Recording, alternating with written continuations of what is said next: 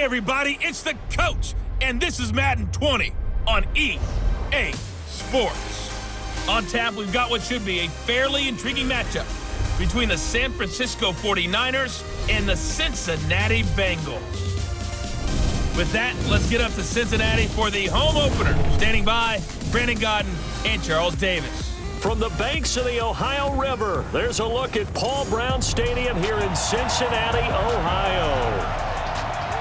Nothing like the fanfare of introductions to an NFL game, and that was in evidence a moment ago. Fireworks, pyrotechnics, you name it. This crowd is ready as their guys get set to match up between the San Francisco 49ers and the Cincinnati Bengals. With Charles Davis, as always, I'm Brandon Godden. Charles, you talk about storylines in this one. I think it begins and ends with our two quarterbacks, certainly two of the best in the business. And nowadays, I don't think you can get by for long periods of time without a top-flight quarterback. The way the game is played, with all the responsibility he has and how the game flows through him, if he's not on the top of his game, your team's not going to benefit at all.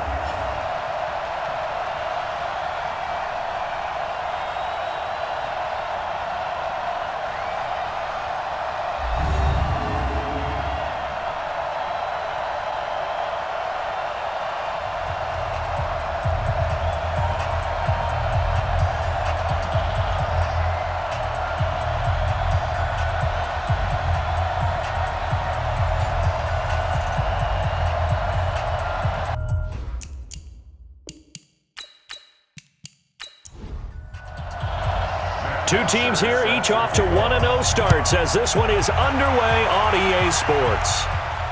This will be taken in at the 1. And a good return as he'll be stopped just shy of the 30-yard line. So here's the first drive now for the 49ers.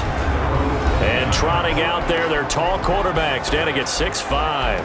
And what's a quarterback's best friend? Balance? I think you're right. I agree with you. You know, a lot of guys would say great receiver, right? A terrific offensive line. But I agree with you, balance, because if you can run the ball effectively, that just opens things up for guys who want to throw it and gives you easier passing lanes and easier coverages to read. And they said balance will be a focus in this one. Yeah, they don't want it all just heaped on his shoulders, I don't believe. I think they want to make sure they take some of the pressure off. Nice play right there to stop him behind the line, but I want to see how this defense continues to play him here in the first half. Yeah, we know, you know better than I, he has the ability to take over a game, so what do you do? Yeah, I think you have to make sure that you bottle him in at varying levels, because if you crowd everyone to the line of scrimmage, if he breaks through, there's nothing but room to run. Throwing is Palmer. He's going to loft one deep left side, and that's caught inside the 35. Touchdown, 49ers. A big play there. His first touchdown of the new season. And the Niners have taken the early lead. Well, if they didn't get the wake-up call before the game, they got it right now. 2 plays already in the end zone. I think of it in boxing terms, because whether it's a big shot with your first one or a probing one, a little bit of a jab, the second one was the payoff. That was the big one that landed. 1-2, end zone. Jason Myers now for the extra point.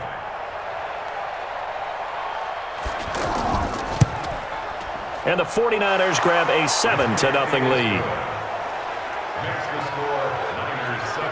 Pretty clean and simple there. Just 2 plays. The long pass resulting in the touchdown on play number 2.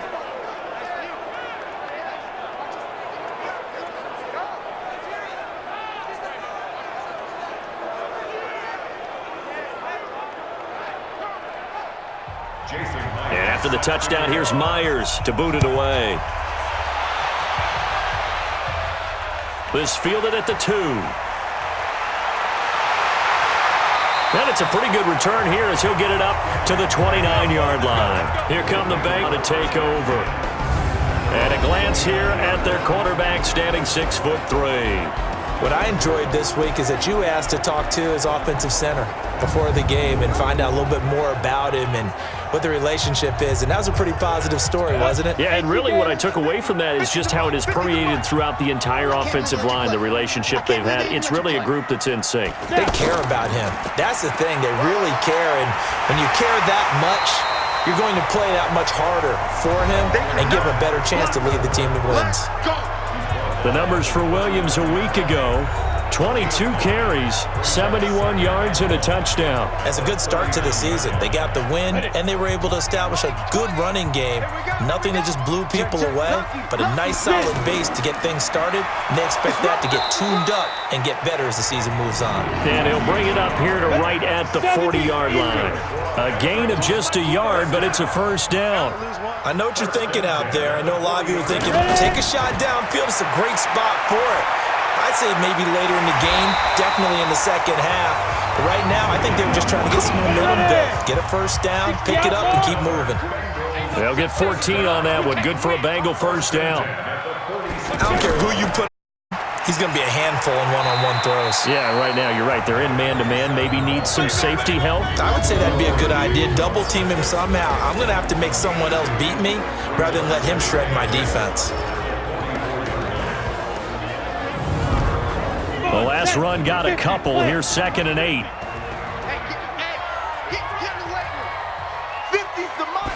Here's 2nd and 8. Throwing left side, it's complete. And he's going to get this inside the 30. 15 yards on the play, first down.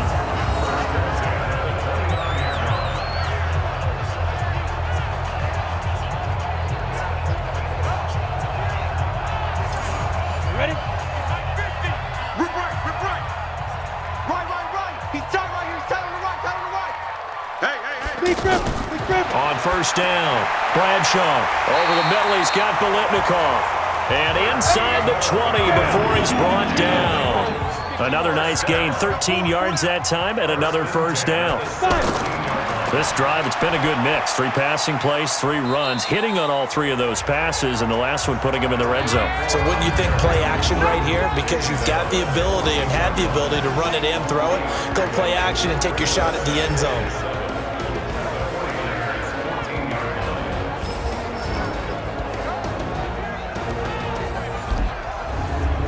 Got 3 yards on that last carry. Here's 2nd and 7.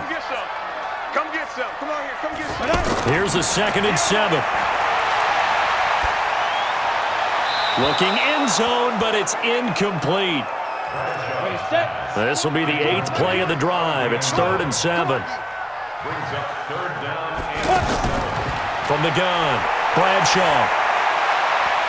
To the end zone, but knocked away and incomplete. Quandre Diggs there defensively. Yeah, good game catching the ball in the backfield a week ago, and they're going to try and involve him in that way in this game as well. But you can tell scouting is taking over. They're making it a little bit more difficult. Defensively, they told us, hey, we've got to take him out of the passing game, limit it to just short runs, because he can really impact this offense. A 31-yard attempt. Carlson able to put this one through. And they are on the board, but still trailing. It's 7-3. So, yes, it's only 3, but at least they're able to answer back after giving up the touchdown to start the game. Yeah, I like the observation there because getting some points on the board, very positive for them. Feel a little bit better about things because if you don't score, you potentially have opened the door for them to score again, and then you're down 14. This is taken at his 4. And he'll get it up to about the 26-yard line just across the 25. And San Francisco gets set to go here. They had the touchdown on the opening drive of the ball game. It was countered by just a field goal. So, hey, if your guys can do that for 4 quarters, you're in good shape. Yeah, it is a team game, so that's just good complimentary football. But, you know, I know I'm no brainiac, but you trade 6s for 3s, things are going to work out in your favor. And he's taken down, but able to slip across the 35. A gain of 11 to kick off the drive, and it's a quick first down. He was well over 100 yards last week. He told us this week, little ambitious, said he wants to hit that 200 mark. We'll see. Makes sense, though, doesn't it? Have we ever run into a running back that had a great game the week before that didn't think that's just going to naturally continue? Just make sure you feed me the football. And that's what they're all about. continuity, rhythm, number of carries. Just keep giving it to him.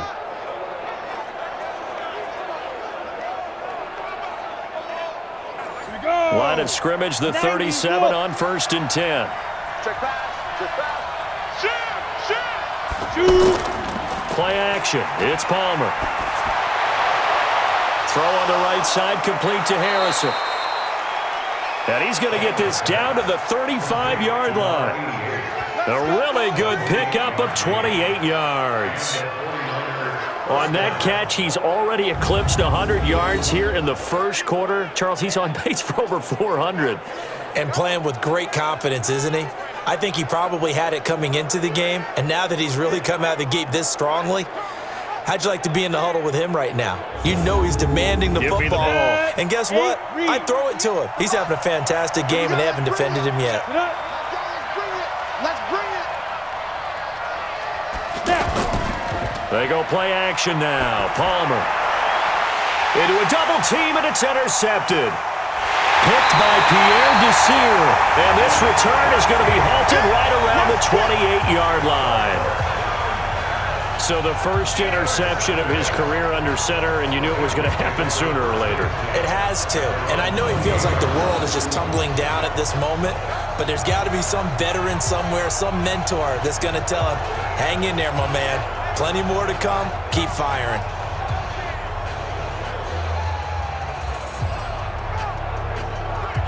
Cincinnati now ready to take the field. And last time they got 3 points, but it was a chip shot field goal. And when you go to the sideline after a chip shot field goal, maybe the offense not too happy. It's a balancing act, isn't it? Because you're exactly right. They're none too pleased that they didn't punch it in for 6 points. But they also have to remember they did put points on the board. 3 points is 3 points. And in this league, you take points when you can get them. Not easily done. 7 yards on the pickup there, and it'll leave him with a 2nd and 3. If these kinds of lanes are available, you have to feel like he's going to have a pretty big game on the ground. Yeah, you can tell early on he's got a little burst in his step, and that's a big pickup right there on 1st down. Ready. To throw on 2nd down. Bradshaw. Now he'll dump it underneath to his running back. Complete. 7 yards there and a 1st down. Throwing on 1st down. Bradshaw. Over the middle, it's complete. And he'll work it across midfield inside the 45. That one good for 15, and the Bengals get a 1st down.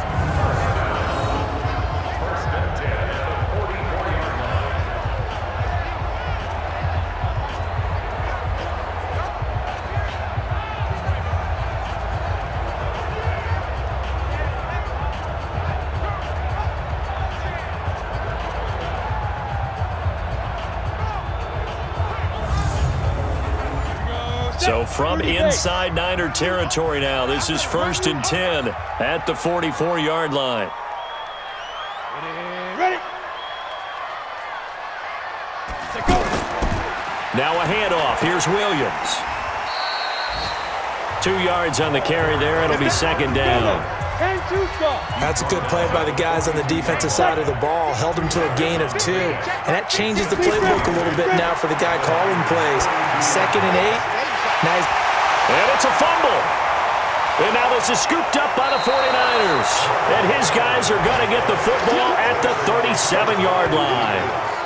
The psychology of the game never ceases to amaze me because you would think there would never be a fumble from what we hear from coaches all the time, right? And how much they practice not fumbling. Practice it, preach it, talk about it all the time. You would think no one would ever turn it over. Yet they are humans out there running around, and we just saw another one. Opportunistic by the defense.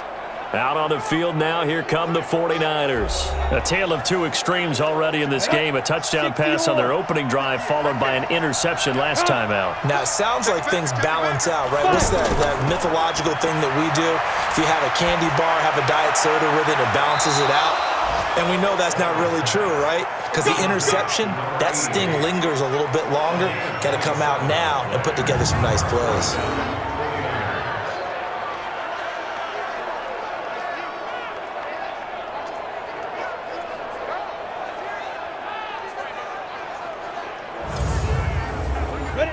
So from the 36 now, 1st and 10.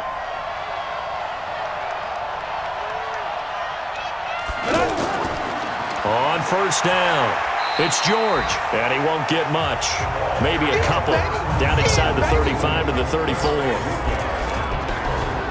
And a quick look now at the offense for the 49ers. A special player on the offensive line is right tackle Lane Johnson, a two-time Pro Bowler, one-time All-Pro.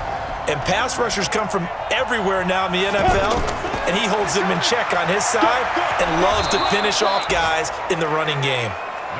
4 yards on the pickup there as it'll leave him with a third and about 4 more for a first. A look now at our starting defense. This unit third best in the NFL in stopping the run. We know it's only week 1, but the results look pretty good so far. The key is, can they do it week in and week out? Because right now, they're not awarding any championships or trophies after 1 week of performance. Got some nice young faces playing for them. Let's see if they can get this going. Palmer now. This is caught by Jackson. And he'll be out of bounds just inside the 25-yard line. First connection there of the afternoon for those two, and it's good for a first down. 3rd and 4, he did just enough, and I mean just enough to move the chains. And that's all you're looking for, right? Just want to keep the drive moving. You don't need the big play there. Just get to that marker that you described, and he was able to do just that. 60 outlaw. Hey, pick it up, defense. Let's go. Shoot. They'll run on first down. It's George. And not much. Maybe a yard down to the 23.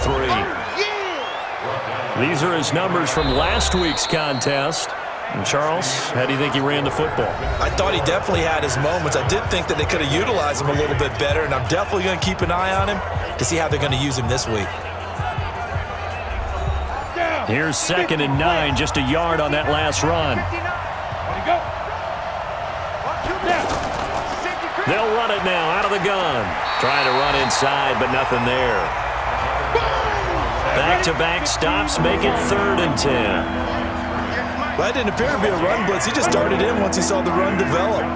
That appeared to be a case of see ball, get ball.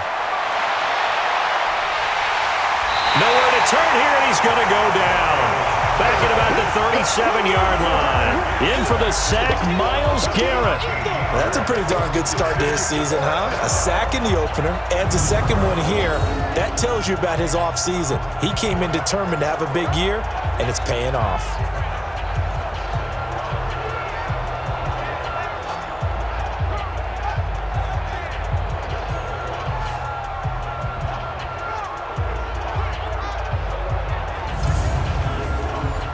Out is Myers for the Seahawk field goal. This from 54 yards away. That's running out of steam, and it won't get there. He left it just short.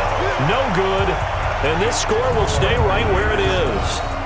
Charles, 54 yards. I'm surprised that came up short. I would agree with that one because normally, if he misses, it's accuracy, not length, because he has plenty of leg for that. But maybe it's like I hit my golf shot, you know? Maybe it's like my wedge. You know, when you chili dip and you hit the ground ahead of it, sometimes that'll shorten your distance as well. So after the missed long field goal attempt, this offense set up nicely at the 44-yard line. On 1st and 10, Bradshaw. And that is caught on the right sideline, but out of bounds, says the line judge. Took him a little too far at 2nd down. I think you have to chalk that one up for the defense there. Someone right on the spot, excellent coverage, didn't leave him enough room to come down inbounds, even though he did catch the football. And he'll go down, but not before getting this inside the 30. A gain of 28 yards there and give him a first down.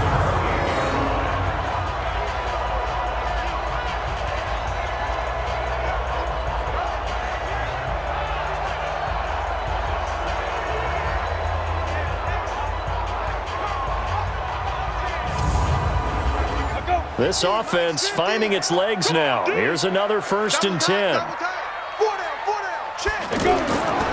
They'll hand it off now. Williams. Oh, he's got some breathing room. And he will take it on in for a Bengals touchdown. A great play there. His 2nd touchdown on the season. And the Bengals have taken the lead. Good start to the season for him. He had the touchdown last week in the opener and a second one in week 2 now. How about the pace he's already established, right? Not sure he can keep it up for an entire season, but don't burst the bubble because he thinks that he can. Do guys go into a season with a goal for touchdown scored or yardage? What do you think? I think every single one of the guys who's going to touch the football, they all have those types of goals. They all have those types of thoughts. And then they just have to see how the season unfolds if they can stay with it. Unfolding so far so good for him. Now after the touchdown, it's Bosher to kick it away. Fielded about a yard deep. And he'll take it back to about the 19-yard line.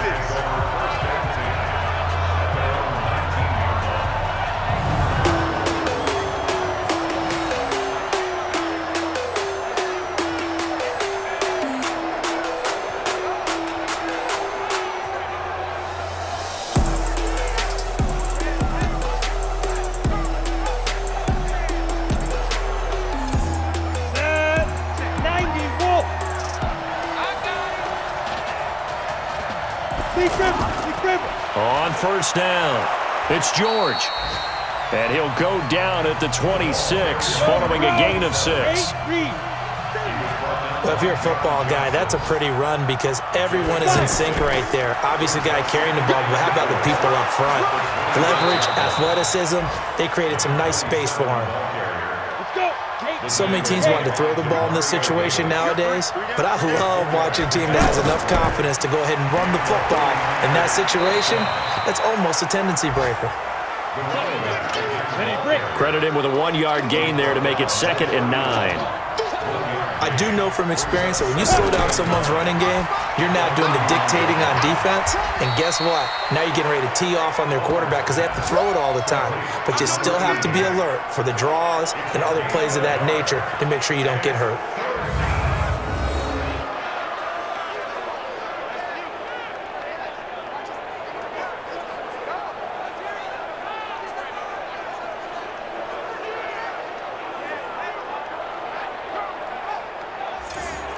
And a nickel look here for the Bengals as they try to defend this on 3rd. From the shotgun, it's Palmer. Right side caught by Jackson. And they'll get it up just short of the 45 at the 44. 11 yards on the pickup there. First down, 49ers.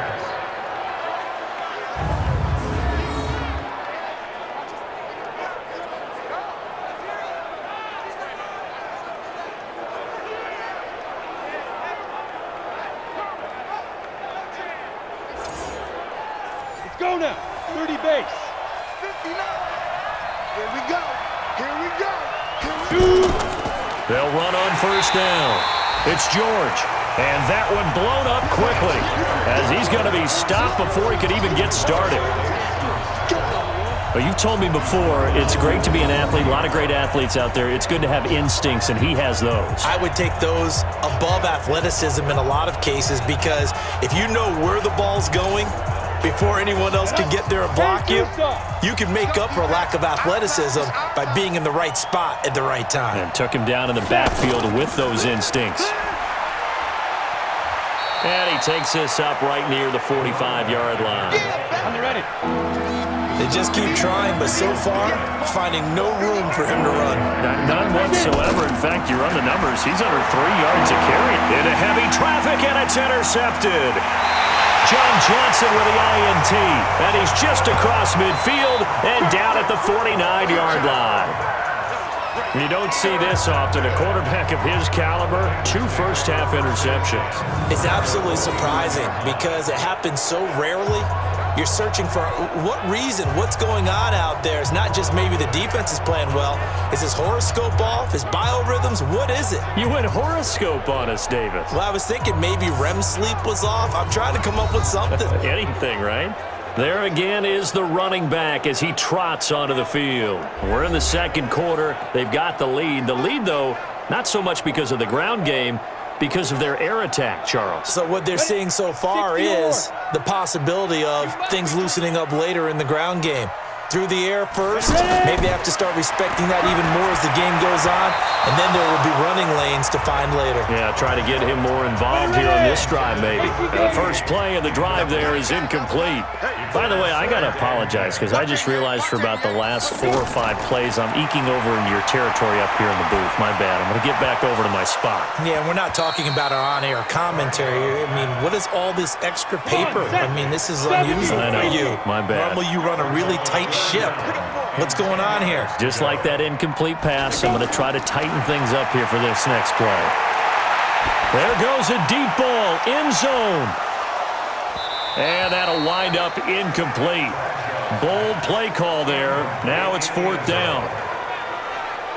One thing I know from experience is that when the deep ball is thrown and you're the defender, you've got to fight that little bit of panic that emerges. You've got to play the ball really well. It's a 50-50 jump ball play. And guess what? They took a shot. How are you going to win it? And in this case, they managed to get it done.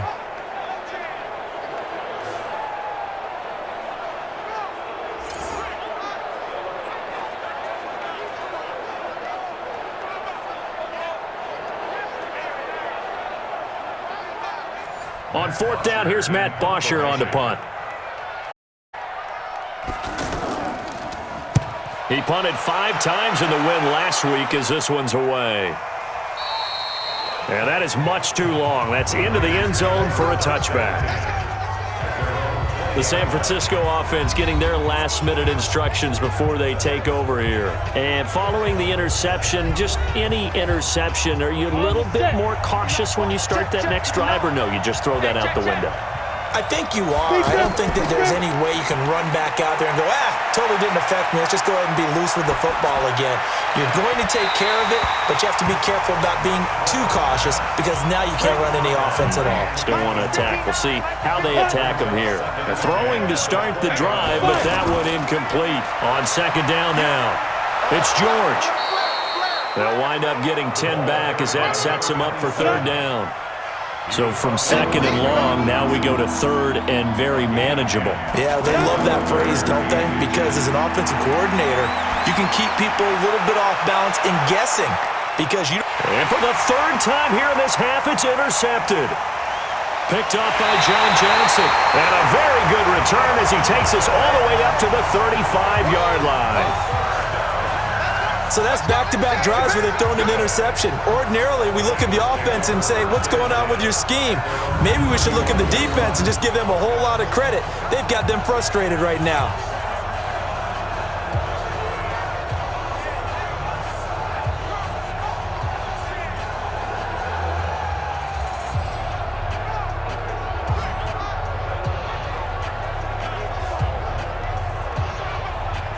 Getting set to go again as we look at the back heading onto the field again. A good job in the passing game, decent job in the running game, but really they've been more effective through the air. We'll see if that shifts at all as this goes on.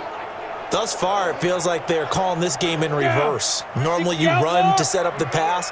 Here it feels like they're passing, hoping to set up the run and be more effective later on in the game. Yeah, you can do it both ways. We usually talk about it in the reverse, however. No doubt about it. Now a man open down the middle of the field. Nice way to start the drive. A gain of 12 and a 1st down.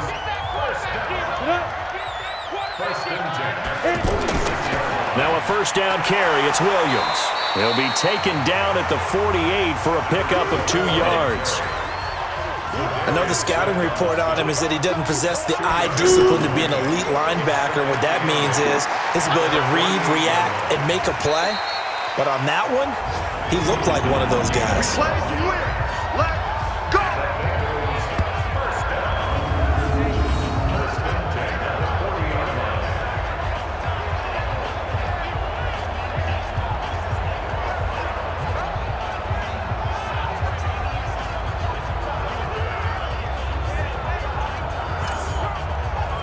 So from inside Niner territory now, this is 1st and 10, right at the 40. 2 minutes remaining in the first half, 10-7, our score. A reminder coming up at halftime, we'll head to Orlando. Standing by there, Jonathan Coachman. He'll have stats and scores from around the NFL in his 2nd week of the regular season. Got a man, it's caught inside the 10. And he will reach the 8-yard line before going out. Give him 32 on the play. So the defense blitzed. A nice job picking that up, completing the pass. And how in sync was the quarterback and his center on that play? They saw the blitz, made the appropriate calls, got the line engaged because now they know there are going to be extra guys coming at the quarterback, so they got their assignments down pat and kept them away from him, and he's able to step up in the pocket and fire one now for a really good strike. And he's got it. Touchdown, Bengals. From 8 yards out, and the Bengals are able to grow their lead. He was on point throwing the ball right there. He had the big play to get him down close, and then he delivers a touchdown pass on 1st and goal. And you mentioned the big play that got him down close. I think that big play left him reeling a little bit. They didn't recover from it. And you know, they always talk about having to have a short memory on defense after a big play against you. Looks like their memory was a little too long there. Carlson on for the PAT.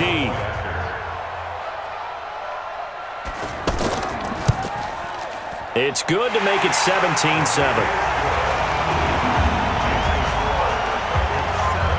5 plays there on that drive. And it's finished off with a Cincinnati touchdown.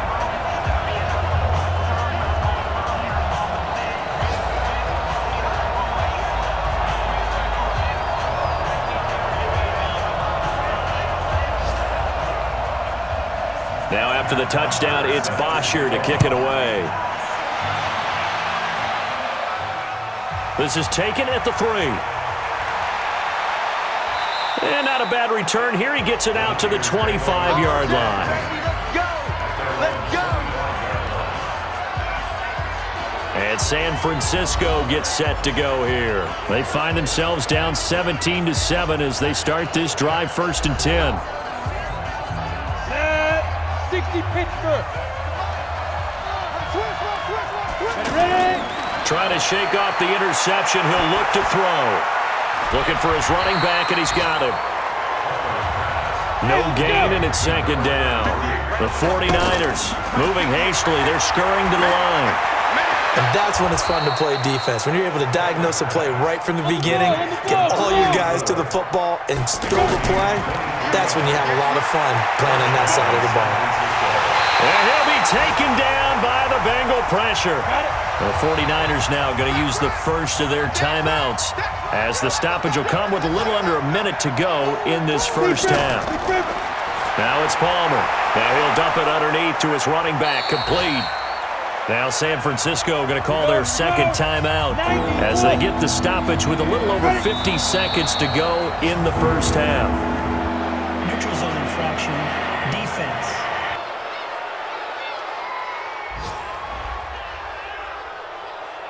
A free 5 yards as the defense jumps. I know it's an anticipation game for them, but it's also a reaction game, and they reacted poorly on that one. And they still need 6 yards here on 3rd down after the penalty. From the gun, it's Palmer. Looks to throw, fires right side, and that's going to be incomplete. The coverage too good there. The contact popped the ball free, and it's 4th down. Not sure what happened out there, but it looked like the timing was a little off on that throw. Well, you know I'm a defender, so what am I going to say? Great defense. Darn right. They did something to disrupt that timing. Corey Vedvik on to punt the football. They only punted twice in the win last week as he gets this one away. Let's go, boys! Let's go! A look at the running back, the man out of the backfield as he gears up to go again. He's over 40 yards here in the 2nd quarter. Been nice and effective for them, hasn't he? He has definitely been dependable, and really shouldn't underestimate what he's getting done here, because anytime you're on a pace that's going to approach 100 yards, you've really done some damage in an NFL game. And now he's looking just to add to his totals. That's complete to Jack Doyle, the tight end. Let's go! Do it! Now the Bengals going to use the first of their timeouts as they stop it here with just under 40 ticks to go in this first half. From the 32 now, here's 1st and 10. Watch 84! Watch 84! He's going! operating from the gun. Bradshaw. And he slings one that's incomplete. He was looking for Jack Doyle that time. And it's second down. He kind of forced that one there, didn't he? It's almost like he predetermined where he was going to go with the football. Yeah, he wasn't really going through progressions. He wanted to go to his top guy. You do that against this defense, they'll make you pay, won't they? Yeah, they certainly will. They react very quickly to the thrown football. The last catch nearly got him a first, but it did not, and they'll try to convert on 3rd and inches. From the gun, Bradshaw, and unable to connect. If he had caught it, it would have been a first down. Instead, it's 4th. Problems on 3rd down so far in this first half. Relatively small sample size, but they're now 0 for 3. And the average in the league, somewhere around 40% on 3rd down for offenses. So what's the answer to this? Either convert them or don't get to 3rd down in the first place. Get your big chunks of yards on 1st and 2nd down.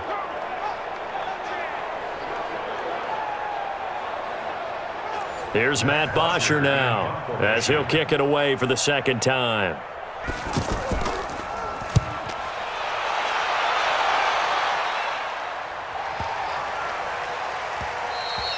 And this is going to hit the goal line and continue on into the end zone for a touchback. The San Francisco offense getting their last-minute instructions before they take over here. You've got less than 30 seconds left here in the half. You're well on your own side of the field. What are we doing here, Coach Davis? Well, I'm trying something on 1st down, and it's something that's safe. It's something that's been done many times before. A lot of people say it's not even worth trying, but I'm running a draw. I'm running a screen. I'm seeing if something pops. And if it does, that can alter my strategy and potentially get me some points. And if it doesn't work, well, then you just run the clock out and go to the locker room. Now Palmer. And that'll be incomplete with 11 seconds remaining now. Line of scrimmage, the 31 as they line up 2nd and 10. Throwing again. Palmer. It's caught. Left side, Bolden. And they get him down, but not before he takes it across the 40-yard line. So we reach halftime here in a 10-point game. As we'll send you down to Orlando, and we check in with Jonathan Coachman for our EA Sports Halftime Report. Coach. Okay, Brandon, we'll get you back to you and Charles in a bit, but first it's time for a trip around the NFL following an eventful opening weekend. Let's see what's happening in Week 2.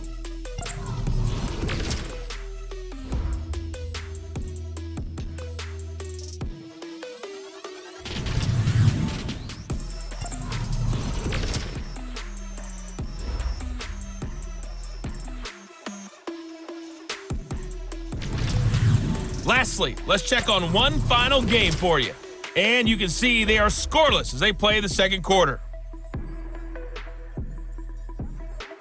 Meanwhile, in our game, it's been a back-and-forth first half. Who can put it together in the 2nd half?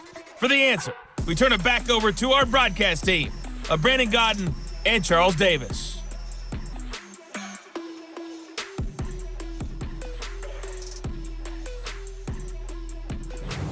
All right, Coach, thank you, and we welcome everyone back for quarter number 3. This fielded a few yards into the end zone. And no run back here. This will be a touchback, and it comes out to the 25-yard line. The Bengal offense now with a football first here to begin quarter number 3. They built a good first half lead. Now they have a chance to add on to it. And what I'm thinking is that the offensive staff spent the entire halftime just working with them on, here's what we think they're going to do to attack us in the 2nd half. Nice first half that we've had, guys, but be prepared for some change-ups. We're going to see them when we kick it off in the 2nd half. See how they handle any adjustments that might be made defensively. They run it again with Williams. And he takes us up to the 40-yard line before being corralled. 11 yards there, first down. They've got the lead early here in the 3rd quarter, and runs like that are how they establish that lead in the first half. I love the fact that you're using the word lead because they are leading from the front, pounding on the defense right now with the running game, and truly establishing themselves here in the 2nd half. On first down, Bradshaw. This goes out right to Doyle. Another nice gain. That's now 30 yards between those last two plays. Catch number 100 for his career right there, and it's good enough to keep the chains moving.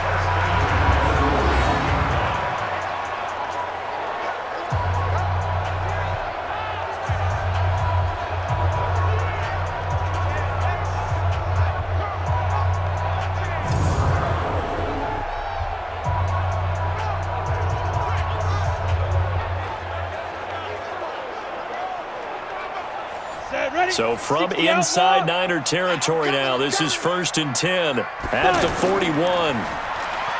Looking to throw. Bradshaw. And a big loss here as he's taken down. They need to stop to get back into this game, and here's one right to start the third quarter. Yeah, anytime you go into the lockers with that 2-3 score deficit, you're right. You need that stop, get the football back, and they've done just that. Series to series, play to play.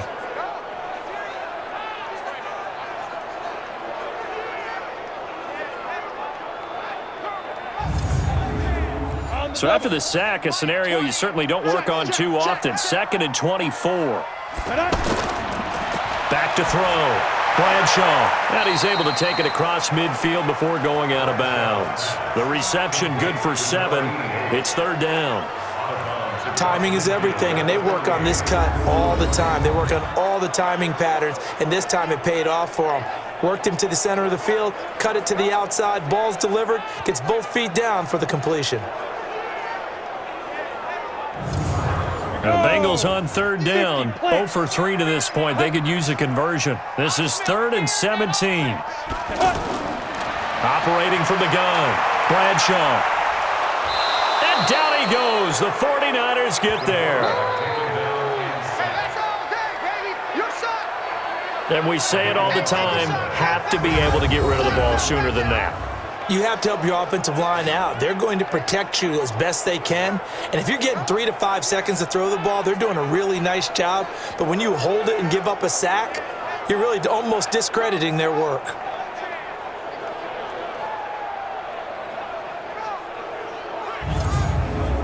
Here's Matt Bosher now as he's on to punt for Cincinnati.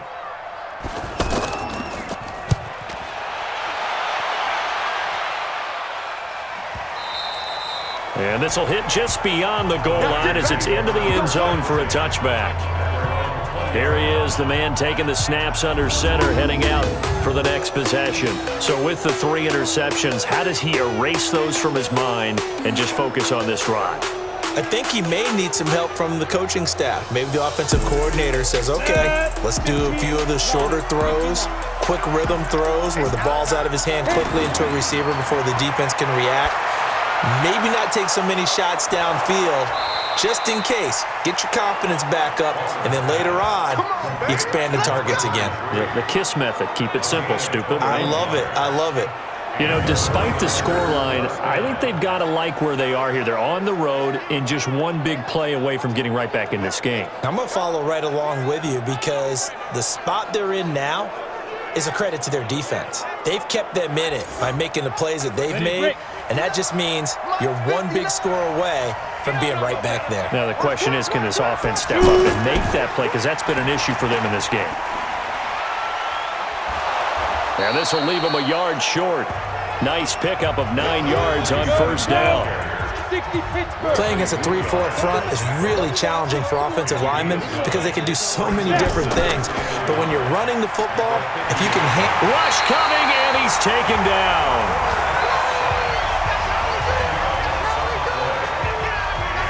Now, we talk about players blitzing all the time.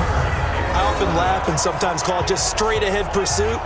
What a running start right back to the backfield for him. Yeah, it really didn't give anybody a chance to get up there and stop him. No, I mean, that's really, really difficult. You're asking a whole lot anyway, but when he gets that kind of a start and comes through clean, oftentimes the advantage definitely goes to the defensive player.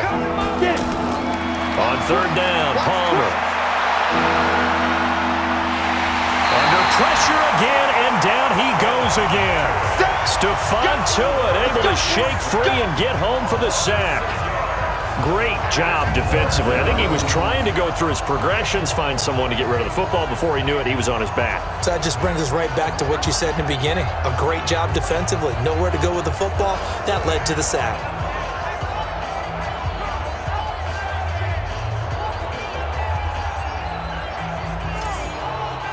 Here comes the 49ers punter now, as he'll punt it away for the second time.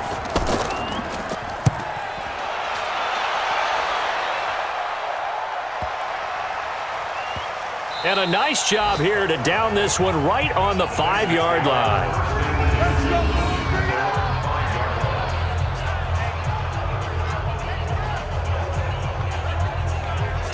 Now the Cincinnati offense ready to see what they can do here. This crew had to punt last time they had the ball, but when you've got a lead like this, you content to play the field position game? You are to an extent, especially if you like your defense, because you have the lead, you've been controlling the game. But why put them in a tougher spot? You want to get out there and get something done on offense and maybe take command of this game yourself. They begin the drive with Williams.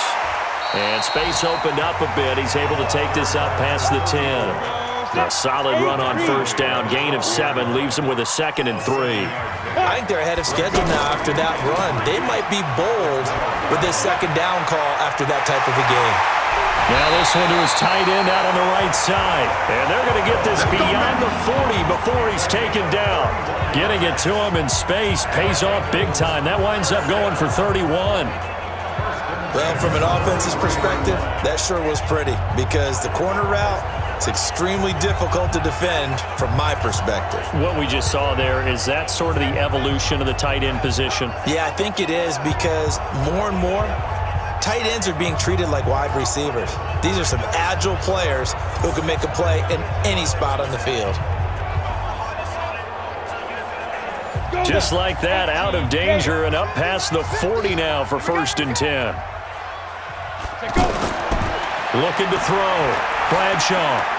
And that's going to be incomplete. Too tough to hold on to that one. It's 2nd down. Looked like he had a couple of different options as far as who to throw to on that play. Who am I to say this, but I'm not sure he made the right decision. Well, the window of opportunity is always going to be small in the NFL. That's why those quarterbacks who make quick decisions and have quick releases have the most success in this league. Well, that play was over before it even got started. Thanks for nothing, huh? How about that? That sets up a very difficult 3rd down call now.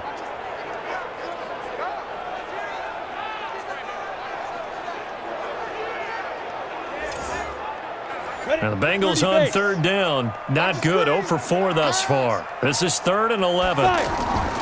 From the gun, Bradshaw. He's going to sling this deep downfield. This is caught inside the 15. They're able to convert on 3rd down, and that sets up a 1st and goal.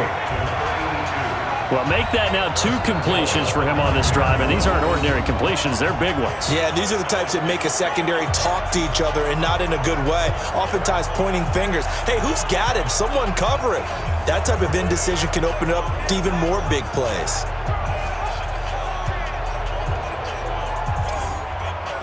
The chain gang hustling to catch up. Here's 1st and goal from just inside the 10. Back to throw. Bradshaw. That's complete right around the 8. And he's able to work it here to the 8-yard line. Only a yard on the completion. It's 2nd and goal. When you're playing a quarterback with some experience and some moxie, you enter the danger zone when you decide to blitz him because if he's able to diagnose as he did on that play, he can hurt you downfield. He reads defenses so well, doesn't he? He really does, and the best part about that play for him, I don't think that was his primary. Under pressure, down he goes. Sacked at the 10. 3rd and goal, they decided to throw for it, but how about the play defensively? Couldn't find anyone open, left him nowhere to go with the football, had to absorb the sack.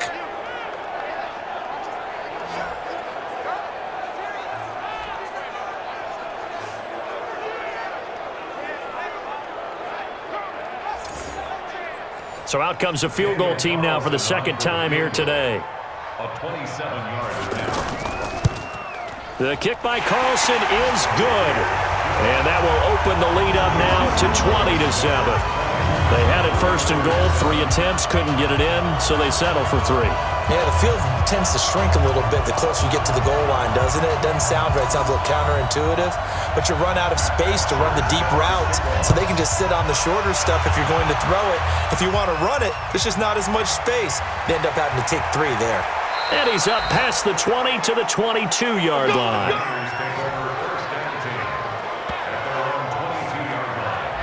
The 49ers offense now, they get set to head back on the field. And here we are almost through 3 quarters of play, and this passing game still has not really found any kind of rhythm. Put it mildly, because they're not even over 100 yards yet. And in today's NFL, where it's a pass-first league, that is quite surprising. Not many teams patient enough to stick with the run. Everybody wants to advance the ball through the air. They've got to get their timing back. Meanwhile, they take a shot to start the drive, but this is going to wind up incomplete. Sure, that pass was incomplete as they made an attempt to get a big one downfield, but that's okay because the second part of that is if you don't get the completion, at least you've told the defense you're trying to stretch them out a little bit, and they may have to change accordingly. That catch good for 5. It's 3rd down. This offense in desperate need of a conversion as they come up on 3rd down.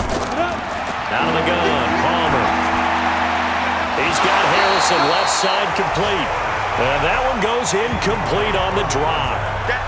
That's one he definitely normally catches. 4th down. We saw this a lot in the first half, and it continues. These receivers just not able to get much separation. So that means they have to win the 50-50 balls. They've got to go up with the defender and find a way to start coming down with them. And this time, contact and another incomplete pass. Here comes the 49ers punter now as he's on here to punt it away.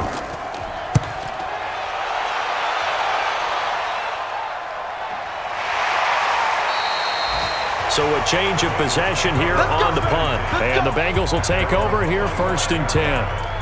And out now, here come the Bengals. This is sort of what you would call a put-away drive, isn't it? They score here, especially a touchdown. It's almost out of reach. It certainly feels that way, and I think that they're going to call their plays accordingly because what you really want to do, even though you know the scoreboard is still up there and the game's going to go on. And hit behind the line. He lost the football. It's loose. And now this is scooped up by the 49ers. And he's going to return it to the 21-yard line.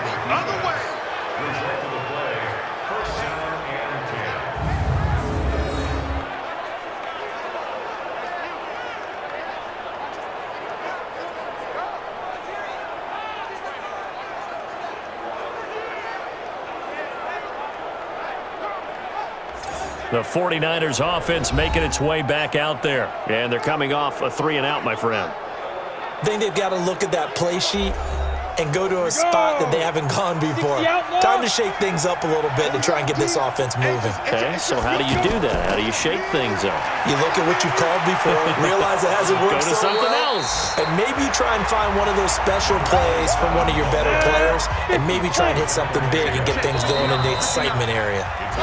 Well, partner, I know this type of running back. I mean, this size, this intensity usually gets better as the game goes on. I can just tell you from experience, the first few quarters, oh, you're eager. You come running up there, I'm going to tackle this guy. By the 4th quarter, you're coming up and thinking about it. And D-line wearing down 4th quarter. Yeah, that's not a guy they want to see consistently. They'll keep it on the ground. George. And across the chalk, into the end zone, it's a 49er touchdown. A great effort there. His 2nd touchdown on the season. And the Niners take advantage of field position on the turnover to cash this one in.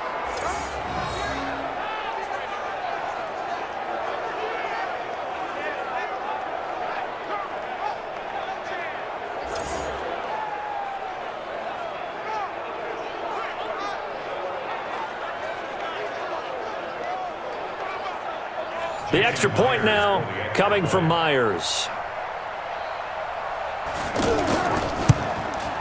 And it's good. The deficit 6, 20-14.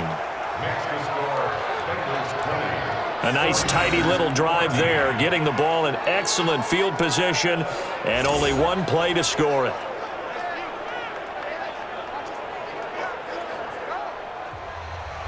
And after the touchdown, here's Myers to boot it away.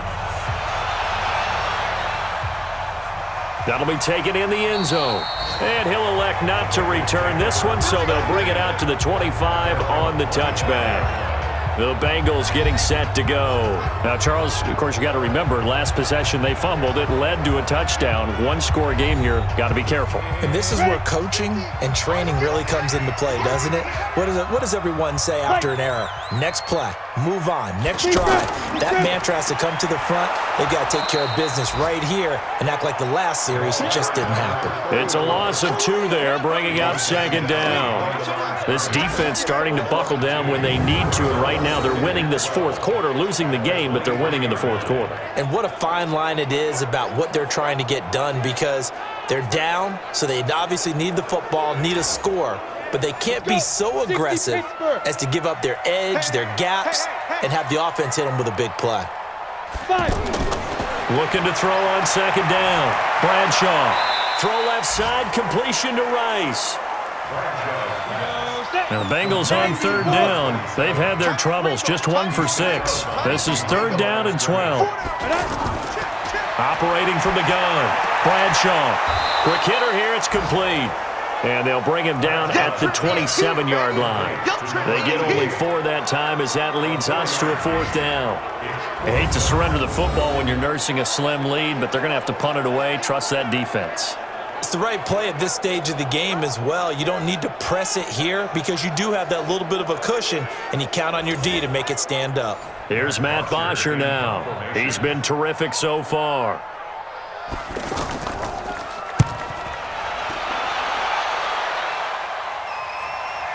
Now McKelvin. Good coverage there. An even 50-yard punt leads to a return of 5. And the Niners will go on offense. 1st and 10. And San Francisco gets set to go here. And things are starting to move in the right direction. They get the touchdown last drive, then their defense gets them the football back. Yeah, now they have a chance to get the lead if they can put something together here. And I'm eager to see how they decide to do it. They want to be methodical, or do they want to take the big strike and go after it right now? Looking for more there on first down, but this throw downfield incomplete. They were trying to erase that deficit in one play. They certainly were, but how about the reaction time and the instincts back deep to force the incompletion? We might need to mark this one down. We may look back and say, that was a game-saving play. It's a pickup of 17 and a first down. First down, 49.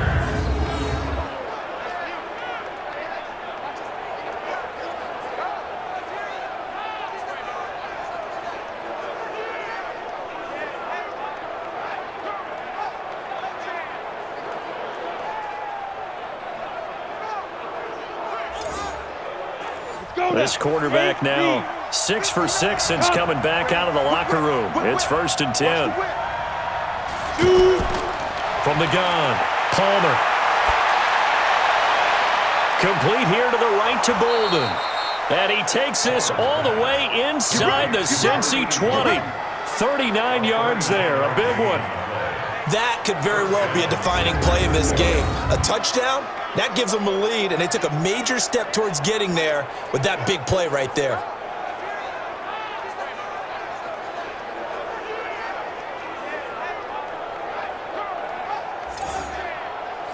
So the big play means just like that, they'll operate from the red zone now on first down. From the red zone now, they'll look to throw. Bringing it in, Jackson left side. And he's brought down just outside of the 10 at the 11. That throw good for 4. It's second down. In so many ways, throwing the hitch route is actually one of the safer things an offense can do. Get the ball out to the receiver as fast as possible, hope he's got man-to-man coverage, and hope that his athleticism wins on the perimeter. He was hoping to get to the edge, but they did a really nice job of forcing him back inside. That's excellent fundamental defensive football. Don't let them outside where they can really shred your defense. It's a gain of 6 as they're able to convert, and now it's 1st and goal. Many different ways to create space, but on that play, he did it with that big, wide body of his. Didn't get a whole lot of yardage on the play, but it did what it was supposed to, pick up a first down.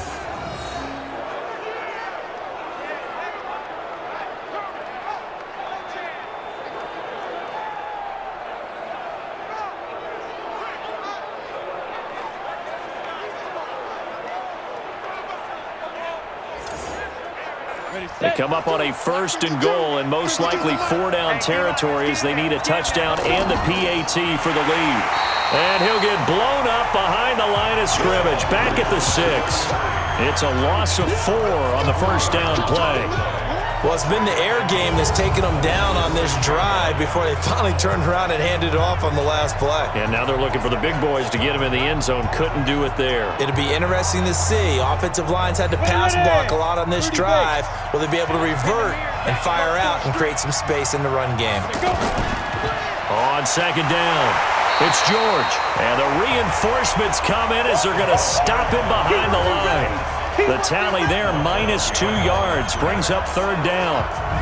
Now that was a terrific play. We're down here near the goal line, and only one word comes to mind for me, and that's overwhelmed, because they absolutely overwhelmed the offensive line. He came free and made the hit in the backfield. They've been stuffed twice here for losses. Now it's 3rd and goal.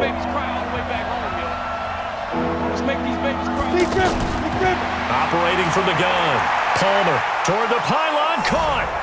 And he's going to take it in. Touchdown, San Francisco. 8 yards on the touchdown pass. And the Niners are a point away from leading this game.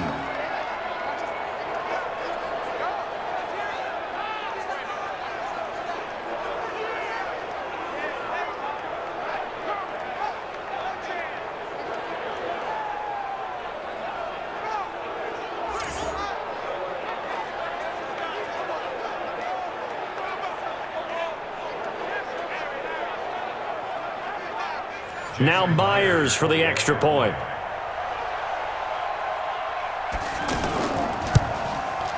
And they have taken the lead here in this 4th quarter.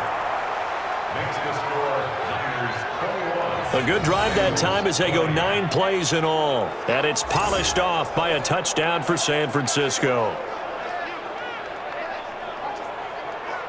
And after the touchdown, here's Myers to boot it away. This will be taken in at the 1. And he will be marked down right there at the 20-yard line.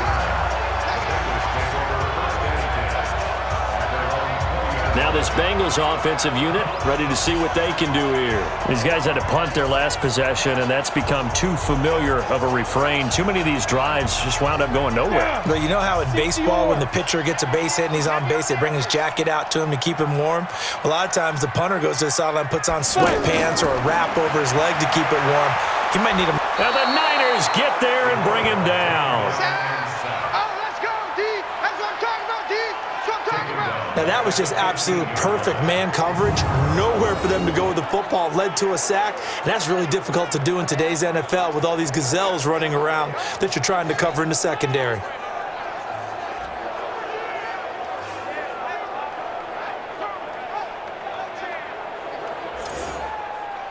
Protection certainly going to need to be a bit better here on 2nd and 16. 2nd and long. Staying on his feet. Pressure gets to him, and down he goes. Back at the 4-yard line. Like a freight train off the edge, Calais Campbell with a sack. So, Brandon, we've sat in with a lot of coaches, and when they talk about things they want to accomplish offensively, I'm not sure that sack and sack are on their play sheet.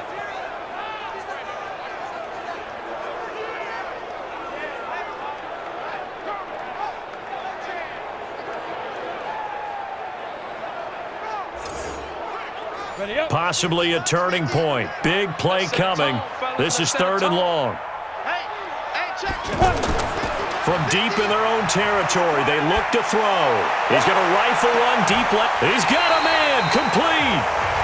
A big play there for Cincinnati. 46 yards. Well, that'll help get you out of danger. So much for playing it conservatively back towards your own goal line. That aggressive mentality, sometimes you can use it, and they did there against a defense who probably thought to themselves, there's no way they take a shot here this deep in their own territory. So the line of scrimmage all the way up to midfield now as they've got it 1st and 10. Looking to throw.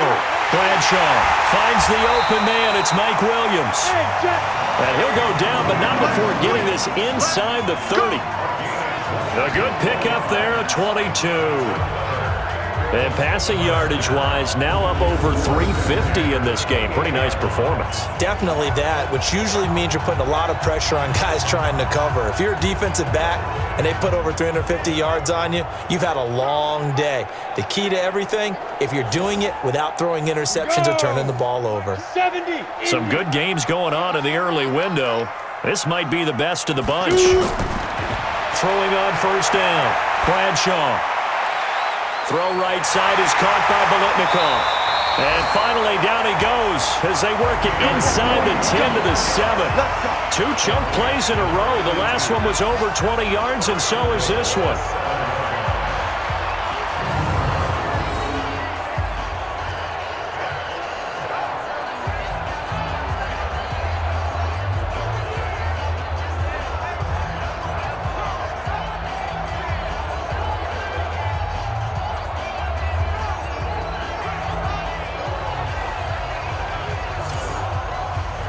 Two big plays in succession. Not sure this D knows what hit him, but now they got to get ready. It's first and goal.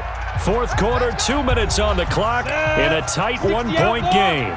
So the Bengals in possession of the football here as we get you reset. And let's see what they've come up with offensively after having time to talk it over. And certainly some style points there on the spin. Not a whole lot thereafter, but still a pretty good game. They'll look to throw. And that is caught. He's got it for a Bengal touchdown. As his guys are in for 6, and the Bengals are going to jump back in front. Wow, I know it's a never-say-never situation, but to me, that looks like that's the one that's going to finish them off. A score that puts them in front here late, but not. You got to rally your kick team, don't you, and say the last thing we need is a big return. And what happens is guys get overeager, get out of their lane because they're so excited they want to make the last tackle. You mess up, could come back at you a long way. And the formula there on the two-point try to go 5 wide, not even the option to hand the ball off. They got it. They tried to create space, and there isn't a whole lot of it there. For the defense, what you're trying to do is make sure that if they're going to catch the ball, make them catch it behind you because they run out of space with the back line. But in this case, the offense figured it out. This is taken at the 3. And not a bad return here. He gets it out to the 25-yard line. So now the Niners down 28-21. A minute 37 remaining. They need a touchdown and the PAT to tie it as they come up first and 10.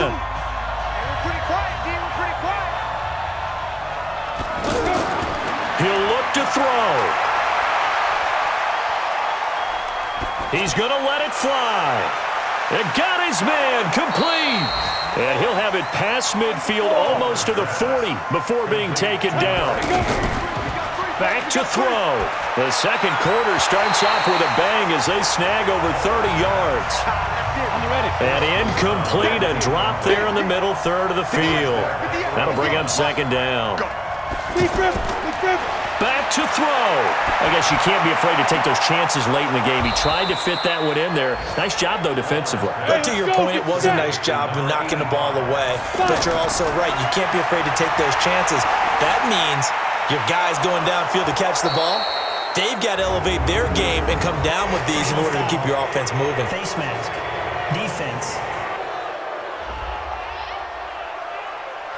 Well, when you're leading in the fourth quarter, that's not the penalty you want. Not at all, and now your discipline comes into question. Having poise this stage of the game, you can't have those kind of plays. After the penalty, a fresh set of downs. It's first and 10.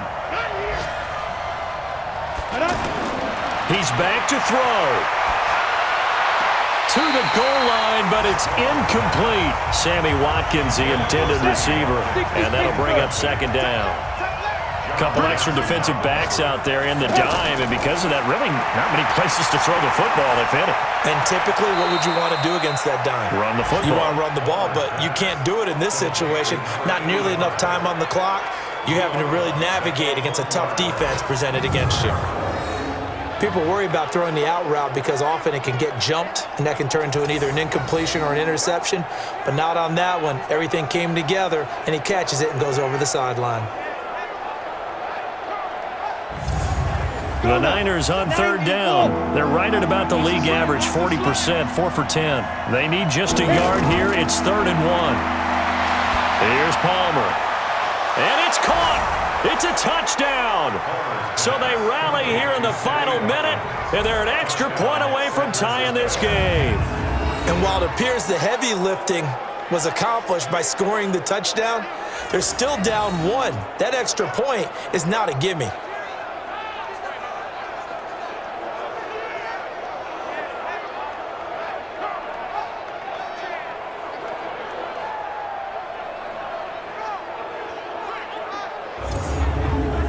And a pause in the action because the booth, they see something that they want to take another peek at to find out if this was a touchdown or not.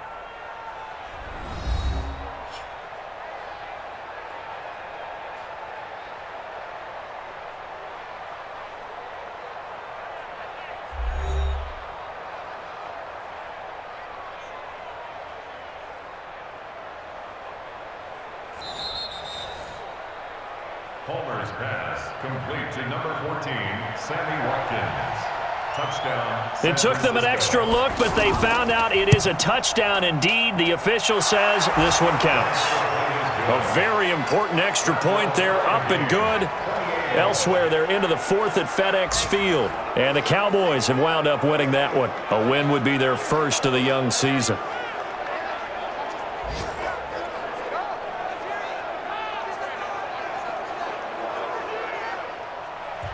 So right back to square one, tied at 28 as he kicks it away. This will be taken in at the 1. He'll bring it back to just about the 25, call it the 24-yard line. Cincinnati now ready to take the field. They have a little bit of time here to get into field goal range, not much. In a tie game, you don't want to do anything crazy, right? I agree with you on that one. Risk-reward, okay? If you go for it, what is the absolute reward on this? But the risk is probably greater. Run the clock out, get to overtime, and try and win it there. All right, we'll see if they do just that. Just a yard on the pickup there, and it'll bring up a 2nd and 9.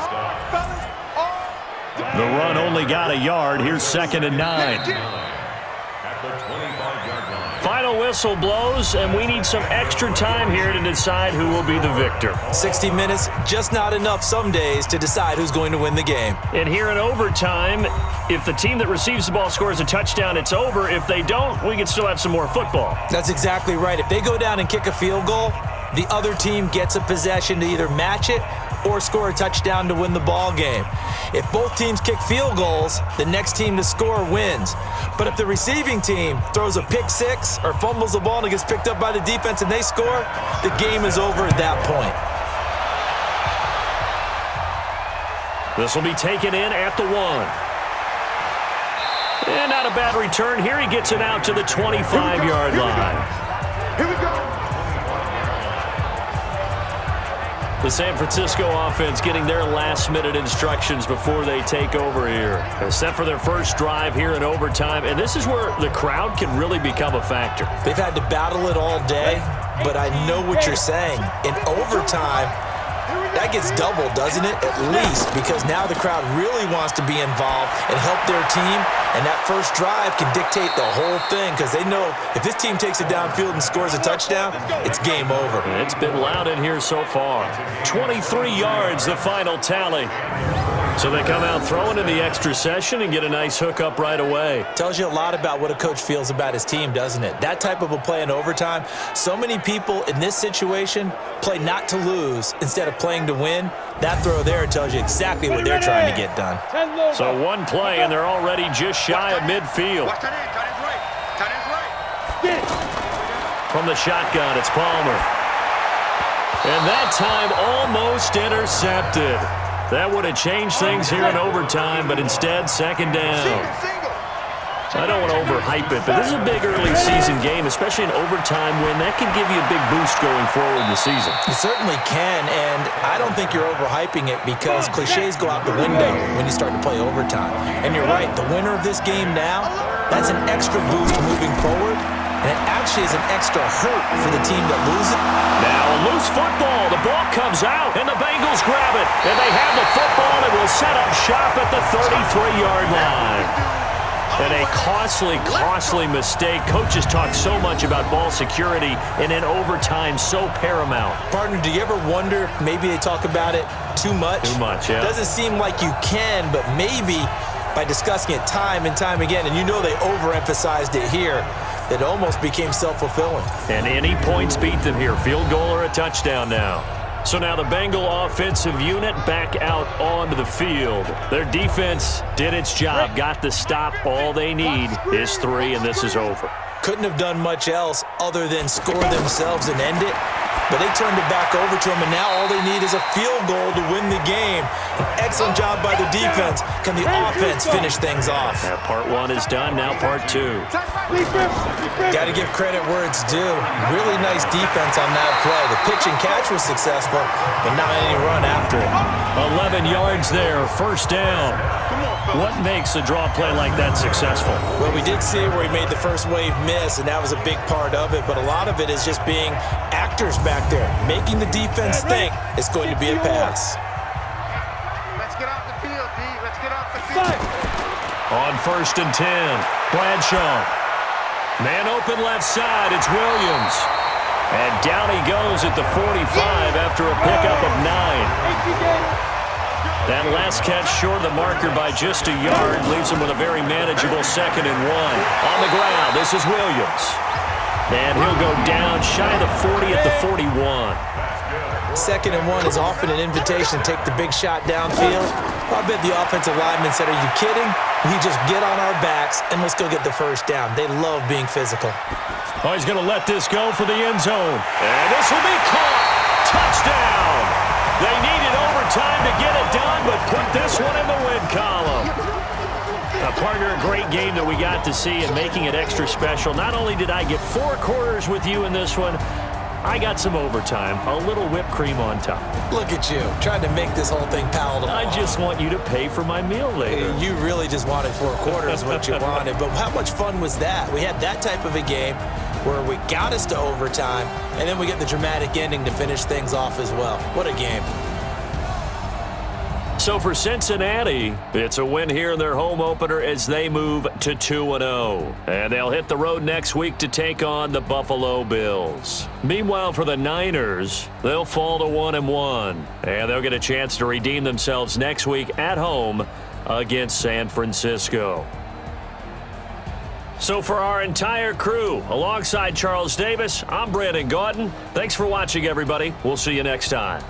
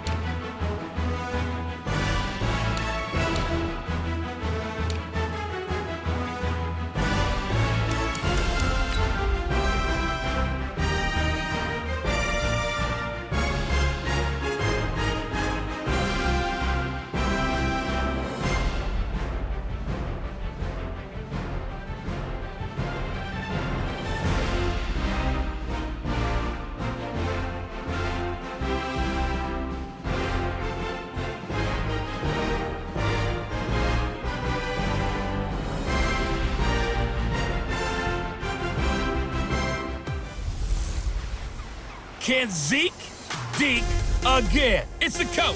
This is NFL football on EA Sports. Coming up, Ezekiel Elliott, fresh off 100 yards a week ago, as it'll be the New Orleans Saints taking on the Los Angeles Rams.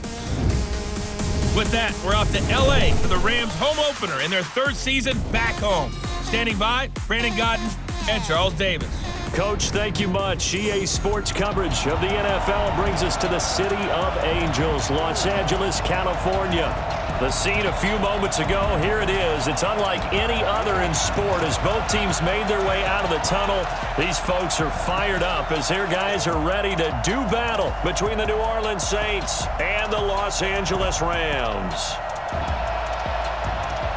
With Charles Davis, as always, I'm Brandon Gaudin. Charles, you talk about storylines in this one. I think it begins and ends with our two quarterbacks, certainly two of the best in the business. And nowadays, I don't think you can get by for long periods of time without a top-flight quarterback. The way the game is played, with all the responsibility he has and how the game flows through him, if he's not on the top of his game, your team's not going to benefit at all.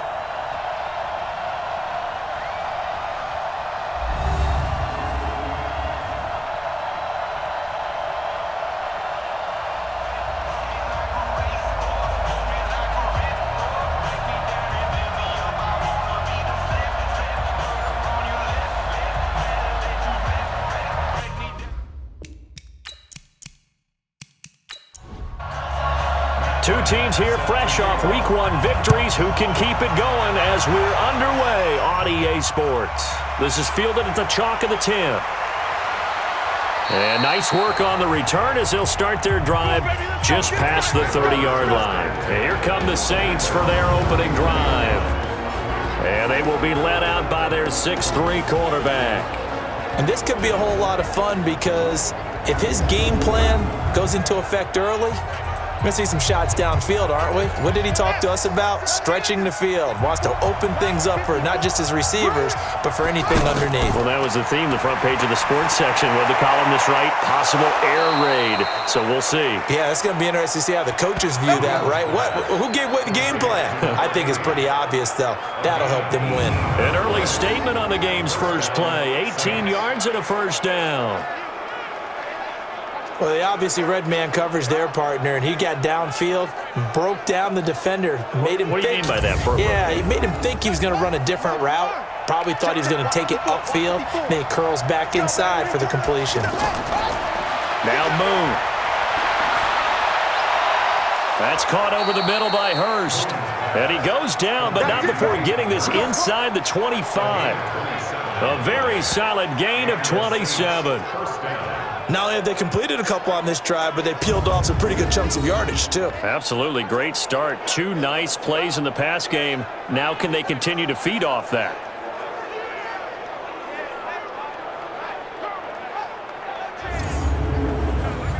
So from Rams territory now, it's 1st and 10 at the 24. From the shotgun, they run with Smith. And down inside the 15, shy of the 10. Back-to-back nice plays, 12 yards that time and a first down. That opening drive rhythm continues right into play number 3. Whatever they decided that they wanted to run before the game, it's working pretty well for them right now. Moving the ball downfield at a nice rate. And guess what? I think the chain crew might have to get a little oxygen over there. They have to keep moving downfield with first downs on each play.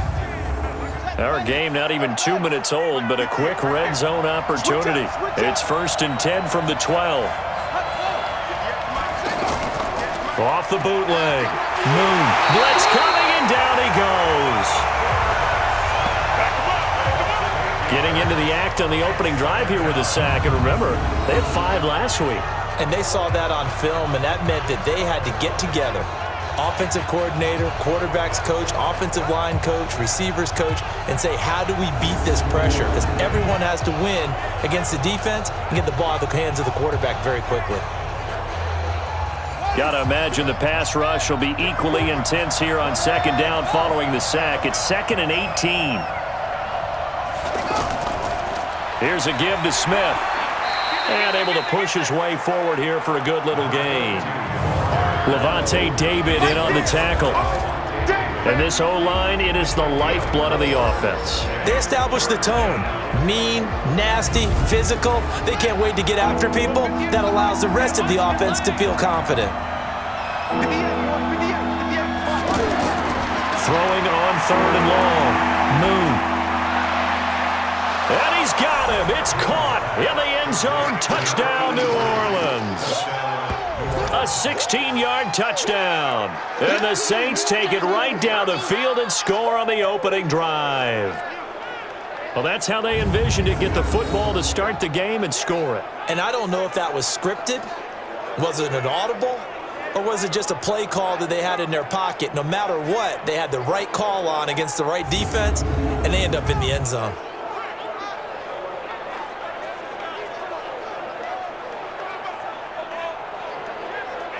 And there's going to be a stoppage here. The booth wants to take another look at this potential touchdown. Under review.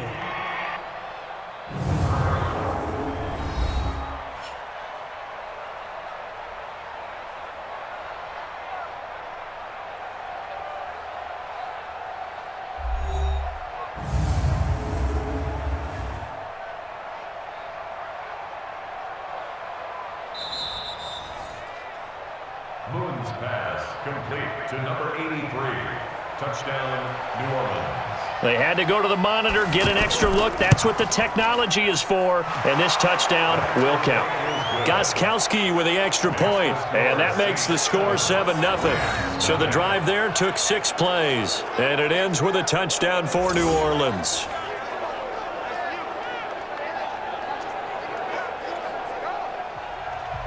Gostkowski now after the touchdown. He'll send this one away.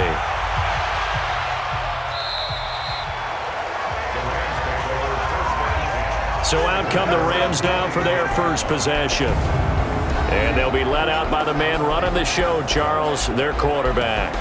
I read something prepping for this game that he said prior to, and I think he really said it a few months ago, where he talked about he wants to have the type of season that at the end, he's buying gifts for all the guys who helped him along the way. And I know that the team wants to hold him to that and really get into his wallet. But that's what good leadership gives you. You know, at the end of the season, because you've done a great job, QB, he's usually the guy who springs for the good stuff. And the offensive starters here for Los Angeles. And we take a long look at Ezekiel Elliott, who led the league in rushing 2 out of the last 3 years. Certainly built to handle a huge workload. He led the league in total touches a season ago. Back to throw now on 2nd and 10. And this will be incomplete. Physical play on the football there, and it's 2nd down. Time for a look at our starters here on defense. We know they're going to be tough to throw on. Top 3 in the NFL defending the pass. And hey, they were stingy in the opener. Didn't allow much of anything at all through the air. So now they come into week 2 saying, hey, let's see if we can do even better. Let's go ahead and get to that number 1 spot. They come up to the line now facing a 3rd and 10 after the incompletion. Flag comes in. This might be a free play. Looking left side, and he's got a man. That's Elliott. And he'll be out of bounds across the 30-yard line. Well, we looked at each other right when he flinched. We knew that that flag was coming. Yeah, offsides, easy call, mark off the 5, and keep it moving. And that last penalty makes his 3rd down play a little more interesting. 3rd and 5. 56. He'll look to throw. And Jeffrey's got it. And he's got the first before he's brought down at the 39-yard line. It's an 8-yard pickup and leads to a new set of downs. Now, Charles, what's the mindset here offensively? You gave up the touchdown pretty quickly. Would it have changed if you had gotten a stop and it would be 0-0 right now, or no? I wouldn't think so. I think in most cases, just down a touchdown, you know, I mean, we're just getting started here. It should be a long way to go. You think to yourself, stick with the game plan, all the things you worked on in practice. But you have some teams that when they get down, their natural tendency is to aggressively strike back. And let's see if they want to get outside of the game plan we expect and try and be aggressive on their first series. And now a throw on 1st down there, but it's incomplete. Now he'll look to throw here on 2nd and 10. And a quick throw here, that's complete. 4 yards on the completion, and it sets up a 3rd down. And forget about the run to set up the pass. They're just coming out throwing. Forget trying to set anything up. They feel like they have the advantage. They feel like they have the matchups, and they're just attacking right now. Yep, going to the air on the opening drive. His first catch, good for 14 there and a 1st down. pretty solid start for the rookie here on this first drive, Charles. Able to have some confidence, stepping back into the pocket, move around a little bit, find open receivers, and deliver. That just means his confidence is going to continue to grow because he's getting more and more comfortable with each completed pass. So in Saints territory now. Here's 1st and 10 at the 44-yard line. The give is to Elliott. And he's dropped right at the 40. Gain of 3. The numbers for Zeke from last week. 25 carries, a touchdown to go along with 124 yards. So coming off the opener where they established the run and established it well, their goal is to make sure that the trend continues and to serve notice to the rest of the league that they might be a run-first team. Now the pass finding its way into the hands of Eric Ebron. And past the 35, he'll be dropped a yard or two shy of the 30. It's a first down on a gain of 10. I don't believe that this opening drive is surprising to either one of us after the time we spent with the coaching staff and players prior to the game. What about you? Absolutely. Not only that, but that big article in this paper this morning about their philosophy on starting games like you're shot out of a cannon, and that's what they've done. Very methodical here on this first drive. Yeah, so many teams talk about that fast start. We're actually seeing it happen right here in front of us. But now the kicker. Can they cap it off by putting the ball in the end zone?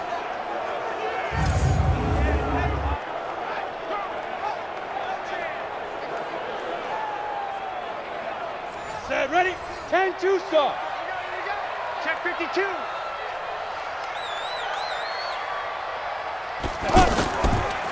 They'll run for the first time here with Brown. Trying to turn the corner, but they string him out and stop him at the line of scrimmage. Maybe a gain of a yard that time, but yeah, from the spot, actually no gain. So 3rd and long. They'll drop the throw. This will be caught by Brown. It'll be a gain of 9, and it'll be 4th down.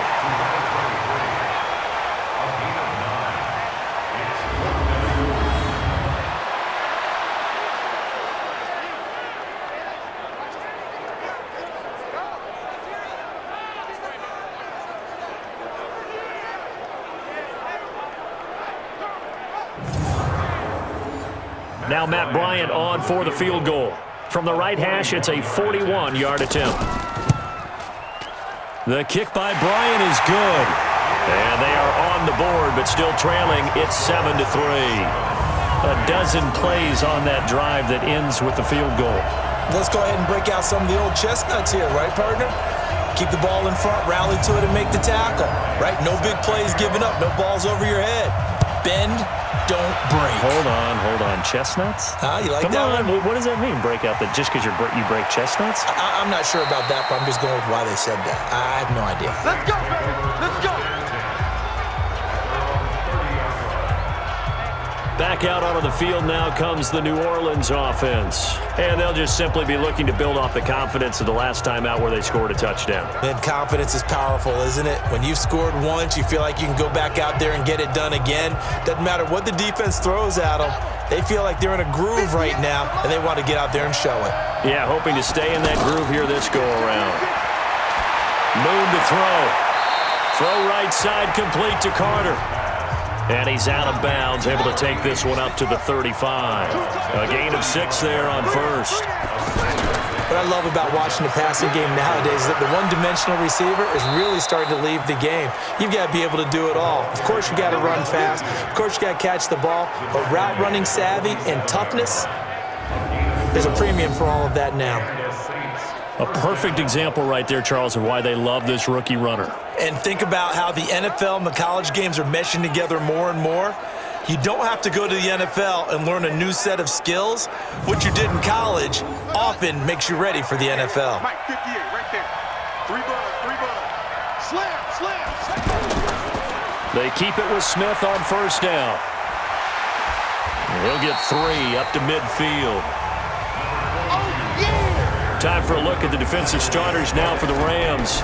They were very strong last week in the win over Carolina. And what I saw on film was nearly an unstoppable pass rush. They had 5 sacks last week, plenty of hurries. So now do you just max protect on offense, keep everyone in and run, 1 or 2 receiver routes to make sure your quarterback stays up? We'll soon find out.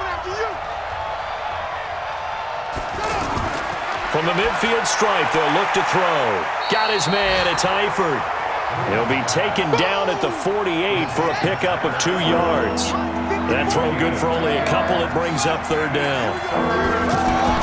From the gun on third down, Moon. That was an okay hookup there with his tight end, but unfortunately, they didn't get the kind of yards they had hoped for. That's going to bring up third down. It's a gain of 6. A little football 101 there. You just see the receiver try to run down the defender, meaning he goes right at him and really trying to move him a little bit towards the center of the field so he can put his foot in the ground and break to the out, to the sideline, and make a catch.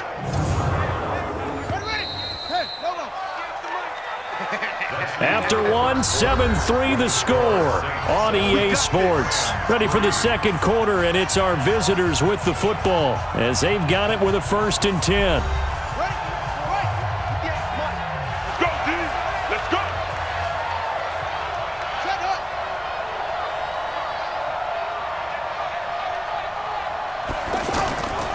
A first down carry for Smith. And he'll be brought down. Oh, that's a face mask. Certainly looked like it. Indeed, here come the flags. Defense. Officials so cognizant of that call nowadays, but that one looked pretty easy. Yeah, you're right. They took out of their hands having to wonder whether it's a 5-yard or a 15-yard, inadvertent or not. Now, it's a lot easier. You see it, you call it. And now it's 1st and 10. A big mistake, especially when you factor in the personal foul yardage. Moon. And this is incomplete. His big tight end, Tyler Eifert, the intended receiver. That'll bring up 2nd down. Well, prior to that, he had hit his first 6 passes to start the game, so on a nice little run to begin. It feels like this offense has carried its dress rehearsal into the game. You know, because you do practice it, you do go through it, and in this case, it is clicking exactly like they drew it up. Now Moon. Firing quickly here, and that's complete. And he'll go out of bounds in the red zone just inside the 20. They get 7 there, but it brings up 4th. And the 13-year man puts it through, and they push the lead up to a touchdown now at 10-3. So the drive stalls out inside the 15-yard line, but they do get 3. And I've talked with enough players nowadays that when they have these types of kicks, that no one says to their guy, hey, that's just like making an extra point, piece of cake. Because the extra point is not a piece of cake anymore. But kicking a field goal from that distance, just give him confidence and let him knock it through.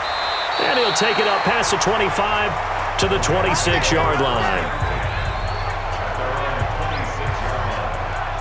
Here's the Los Angeles offense as they get set to take possession. Just a lone field goal for them so far, trailing 10-3 as they come up 1st and 10.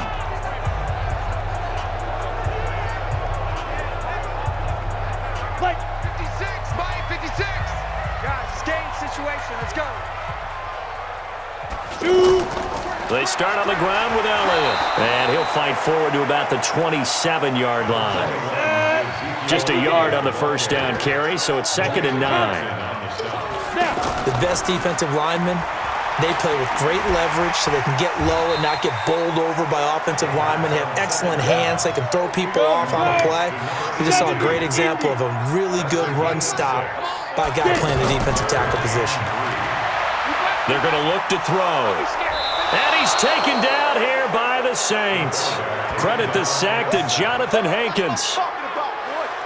Well, the pass rush has been a real strength of late. They know how to get after the quarterback. Absolutely. 4 sacks last week. That's their first one here. Anything in particular you've seen from them or on film? I think that they're winning athletically up front, winning those one-on-one battles, but also when the offensive line wants to keep everyone in and mass protect, they know how to scheme their way back to the quarterback as well.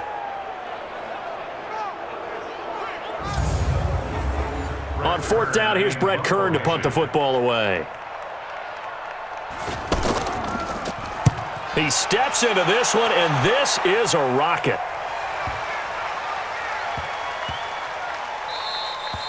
And he didn't quite have the backspin on that one. It hits at the 4 and continues into the end zone. It's a touchback. Out onto the field comes New Orleans. And they split the uprights last time for 3. They've got the lead. They're not going to play this conservative. They're not hoping for another field goal. They're hoping for a touchdown. I'm with you on that one. I like where your head is. I like the way you're thinking because you're exactly right. Trying to sit on a lead and play that way, that doesn't work too well for most teams. Run your offense. Run what you do best. Exactly. Put it all the way down and try to increase your lead in a big way. And the best way to do it, touchdowns. Brings up second and a yard at the 29-yard line. On second down, here's Smith.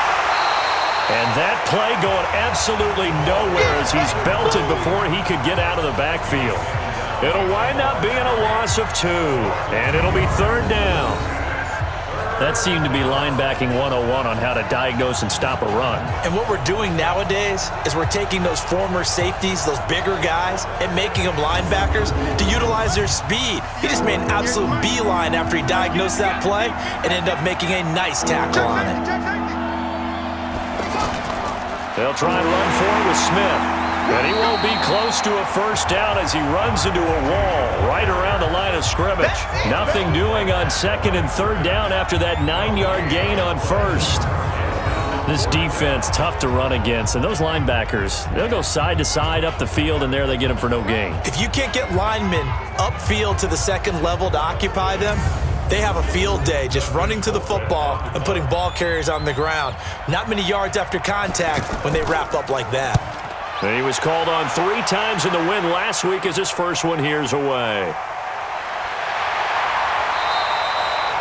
It's a 47-yard punt, return of 6. And the Rams will go on offense here with a 1st and 10. And the Rams now coming out on the field and hoping to do better than they did their last possession when they punted the football. Appeal to the vanity of your offensive line. Tell them that they control your fate. Leverage guys. Win the line of scrimmage. If you do that, you start to win first down. You win second down. And guess what? You start accumulating first downs. And that's what they need in order to not punt the ball again. And he still has yet to get on track in this first half as they're going to stop him behind the line. We become so accustomed to it, you sort of take it for granted. You really do, but he is so good that every team in his division, every year, is trying to make sure they draft people charged with trying to block J.J. Watt. So far, hasn't been too successful. A loss of a yard there to start out. That leads to a 2nd and 11. A give to Elliott. Oh, Elliott going to be hit. He coughs it up. Loose football. That's it, baby. So they escape, so to speak, maintaining the football. Defensively, though, opportunity miss. It definitely was, because that's all defenses talk about. Getting the football and either advancing it the other way or just getting possession and turning it over to their offense. That can be a little bit deflating. You're exactly right. A lost opportunity.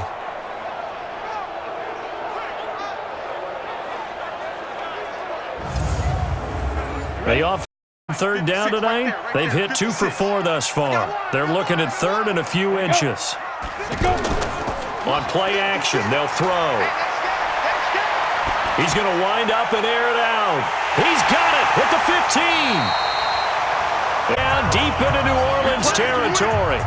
They're able to convert on third down, and that sets up a 1st and goal. Well, partner, I'm not sure how this drive's going to end, but how about the way they flip field position there? A nice attacking play that picked up a heck of a chunk of yardage.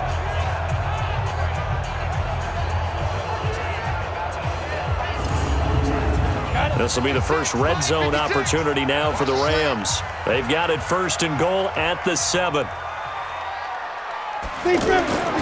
Now a shotgun snap as they'll look to throw. And it's complete. He's got it in the end zone. Touchdown, Rams. A 7-yard touchdown grab. And the Rams are an extra point away from tying up this football game. And they use that height on the outside to get the score. We've seen the evolution of the wide receivers. They've gotten taller and taller, but they've retained their quickness and their speed. It's a lethal combination. Always good to have wide receivers with height.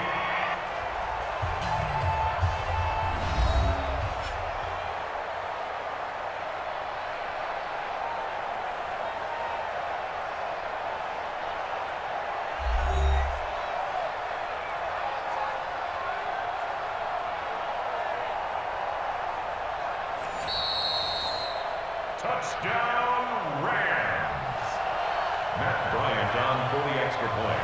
It took them an extra look, but they found out it is a touchdown indeed. The official says this one counts. Bryant tacks on the extra point, and we are even at 10 apiece. Just a 4-play drive that time. And it winds up with a touchdown for Los Angeles. All level now at 10 apiece as the kick's away. And that'll carry over the back line of the end zone for a touchback. Back out onto the field now comes the New Orleans offense. They punted last time they had it. What steps, Charles, you think they have to take to make sure they don't do that again? Well, let's just go to the football 101, the trade expression 101. Win first down. Make 5, 6, 7 yards on first down and make it a 2nd and 3, 2nd and manageable. Keep accumulating first downs that way. Keep moving the football. You don't want to get behind the sticks because then the defense has the advantage. The defense loves to hang their hat on that, don't they? You get a guy that catches the ball, but you stop him for no gain. Without a doubt, because they're also used to trying to catch people after the catch, and they miss. And that turns into what? A huge play. We've seen it so many times. In this case, though, catch was made, put down right on the spot. And they get him down, but not before he takes it across the 40-yard line. 13 yards on his first catch. It's a first down as well. Has a pretty good throw on the curl route there. 3rd down, and they pick up a first. Defense should be aware for that, right? They should be aware, but it was so hard sometimes. Yeah, it's not easy. Because when they sell that route really well, you think they're going upfield, then they curl back, show their numbers to the quarterback, and complete the play. This quarterback now, only one pass has hit the ground for him. 10 of 11 thus far. It's 1st and 10. Throwing on first, but this one winds up to be incomplete. Great coverage there all around. Really didn't have many options to throw the football. Very little chance that one was going to be completed. Every receiver was locked up. On 2nd down now, it's Smith. And this time he's going backwards. So after the no gain on the last attempt, here they get him behind the line. A reminder coming up at halftime, we'll head to Orlando. Standing by there, Jonathan Coachman. He'll have stats and scores from around the NFL in this 2nd week of the regular season. Now a 3rd down throw, but it misses the target, incomplete. That's what I'm talking about. Nice hit, boy. I know at times people think we use it too often, but you've got to be able to throw guys open. And when you read zone, you've got to stick it in there before your receiver gets to the next guy in the zone. Otherwise, you bring him into the play. And that's precisely what allowed that defense to disrupt the pass.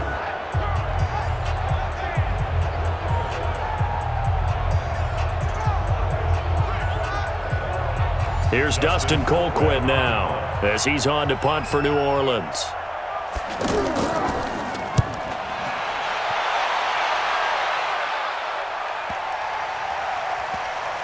And a nice job here on special teams. This will be down inside the 10 at the 8-yard line. Let's go.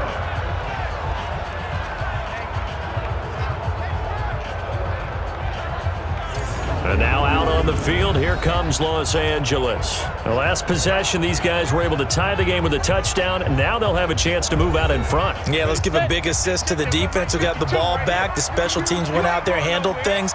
They've got it. They've got momentum. I know they're eager to get out there and put it on display.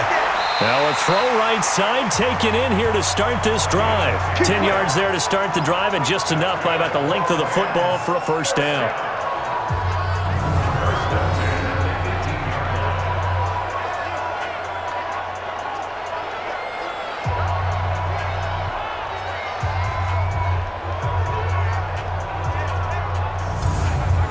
This quarterback now hitting on 80% of his passes in the early going. 8 of 10. It's first down. Out of the gun, it's Elliott. He'll get a nice chunk there on the first down run, and it's 2nd and 4. And once again, leverage wins. The offensive line, lower than the defensive front. They moved them and found some good space for the guy carrying the ball.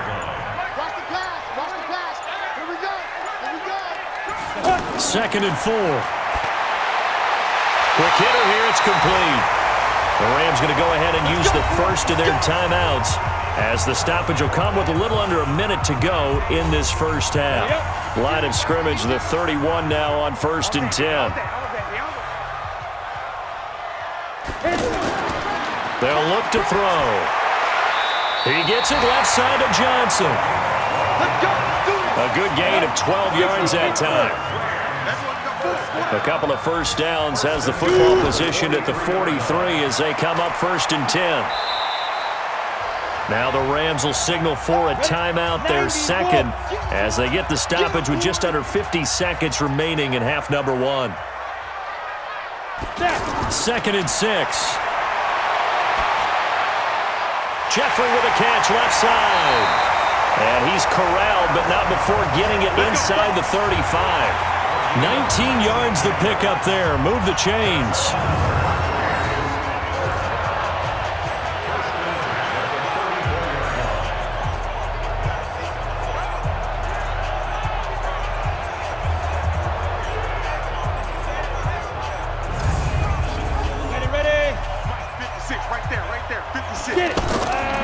On first down, he'll drop to throw.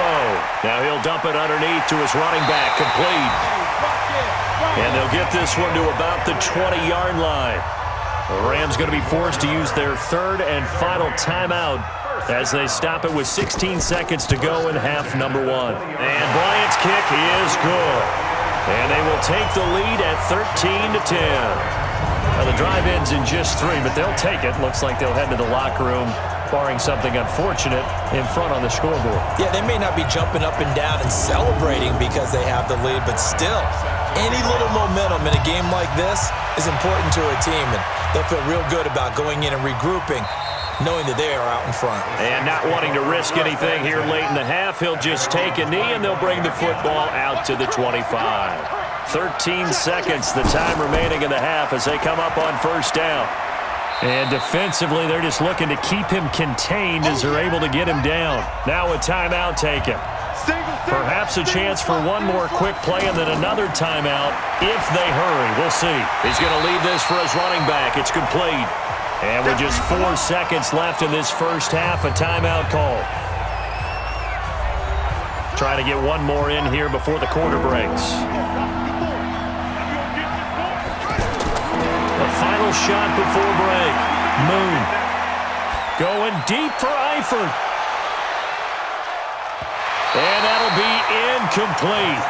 Well, they took their shot all right, but it comes up empty, and it's 4th down. So we've hit halftime. Just a field goal separating these two teams at the break. As we send you cross-country to Orlando, Jonathan Coachman is there and has our EA Sports Halftime Report. Okay, Brandon, we'll get you back to you and Charles in a bit, but first it's time for a trip around the NFL following an eventful opening weekend. Let's see what's happening in Week 2.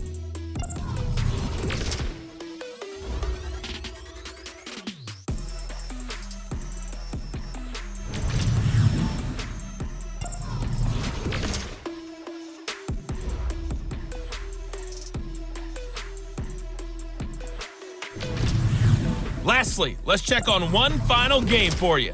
And you can see they are scoreless as they play the second quarter. Meanwhile, in our game, it's been a back-and-forth first half. Who can put it together in the second half? For the answer, we turn it back over to our broadcast team of Brandon Godden and Charles Davis. Thank you, sir. A field goal separates these two teams as we come back for this second half. That's fielded in the end zone. And no run back here. This will be a touchback, and it comes out to the 25-yard line. Here's the Los Angeles offense as they get set to take possession. They have the lead. Now they'll be looking to extend that lead. And this is where I enjoy talking about one of my favorite subjects, tendency breakers, or counters as I also like to call them. You've done things in a certain way in the first half. And he loses the football a second time. And this is picked up by the Saints. So they will set up shop. Excellent field position in the red zone at the 19-yard line.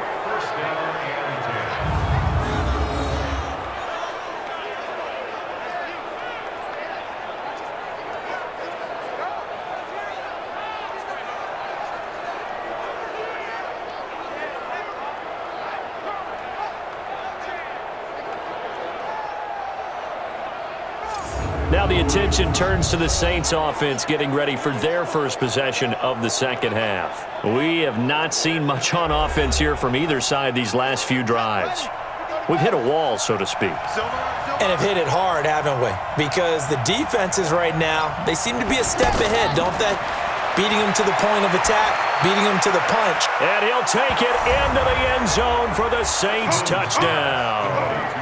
Tyler Eifert, his first touchdown here of the new campaign. And once again, the Saints are back out on.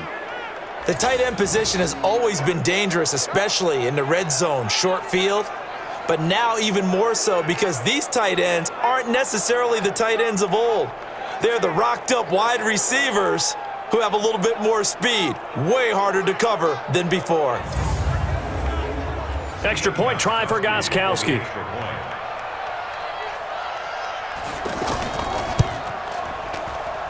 And that will make this a 4-point game. Well, they got the ball in great field position. One play later, boom, end zone.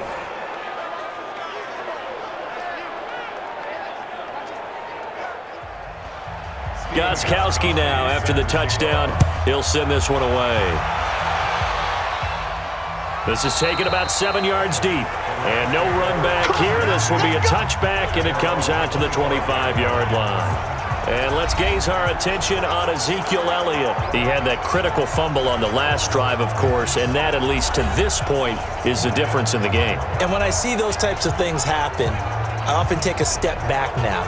Younger in my career, I was probably way more critical about ball security, taking care of it, and what it does to a team. And in this case, it cost his team because ultimately they gave up a touchdown. But I was doing a high school game years ago in the state of Florida.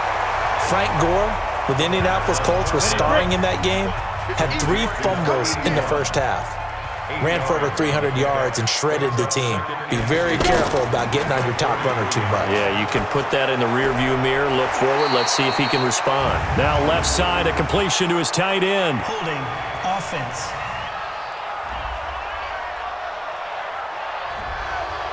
On the ready. Umpire threw the flag, usually always indicates holding, and that's what we've got. And you know, depending on their positioning, where you are on the field, the umpires get different responsibilities, but always making sure no one's holding. And they're going to get him behind the line yet again as his nightmare afternoon continues. Now back to throw. I have to think a major focus of the halftime meetings had to be figuring out how to create space for the running game to get operating. Well, what you pointed out to me at half seems accurate. That line has struggled to sustain blocks. Yeah, I would agree with that totally. They've got to focus on staying on their double teams at the first level, make sure that block's secured before they slide off and try and chip someone at the second level.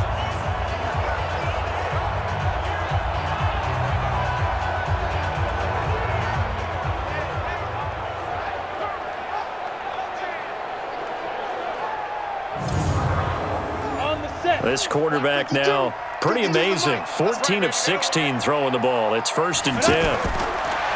Looking to throw. And a quick throw here, that's complete. And they'll work this down to the 40-yard line. Tackled there. Another nice gain, 13 yards that time, and another first down.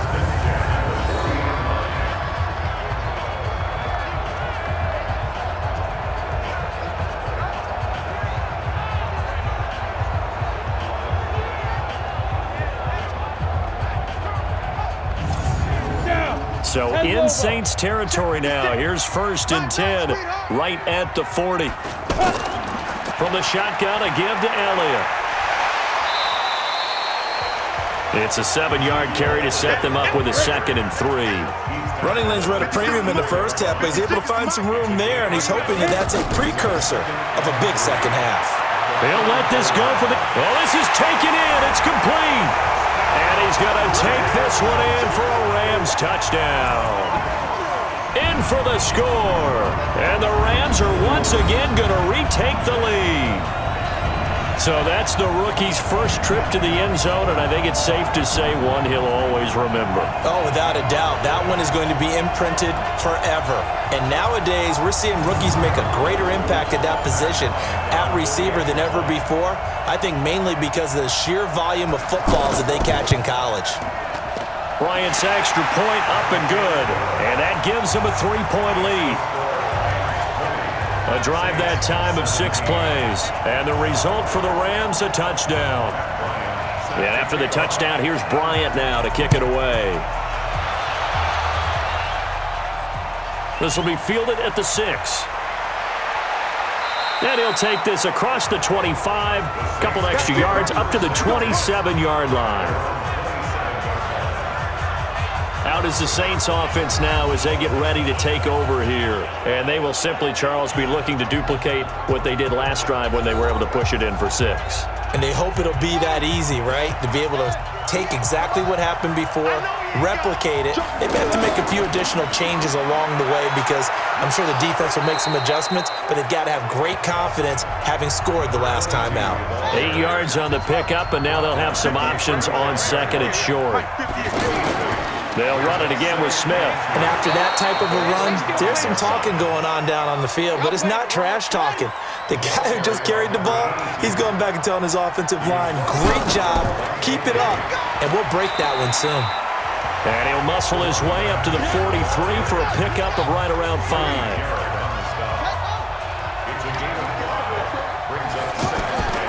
On second down, it's Smith. Still a couple yards short of the first as the 3-yard gain brings up a third down. On third down, Smith. And, it's out. Smith lost it. And now the Rams have got it. Going the other way. And the possession is theirs at their own 43-yard line.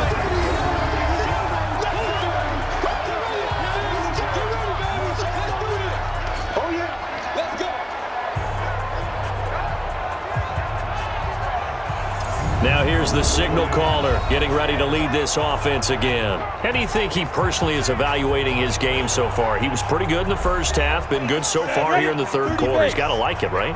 Not looking for the dramatics here. Not trying to set the world on fire in terms of stats. It's almost like you're driving. Hands at 10 and 2, alert for anything out there, watching for trouble on the road, and making sure you get the team home. The bus driver. See if he can drive the bus here again on this drive. On second down, Elliott. And he's corralled, but not before getting it inside the 35. A gain of 13. It's a first down. Sometimes it's hard to believe, but there are times this game is about patience, isn't it? Hasn't had the game he expected, but that run there, that may get him going. I was just going to say, maybe that gives him a little juice because you're right, he struggled, especially in that first half. Yeah, and I know the great ones always think to themselves, just hang in there. I'm just one big carry away from busting this open. That's a good start for him. So after a good run by Zeke, another 1st and 10.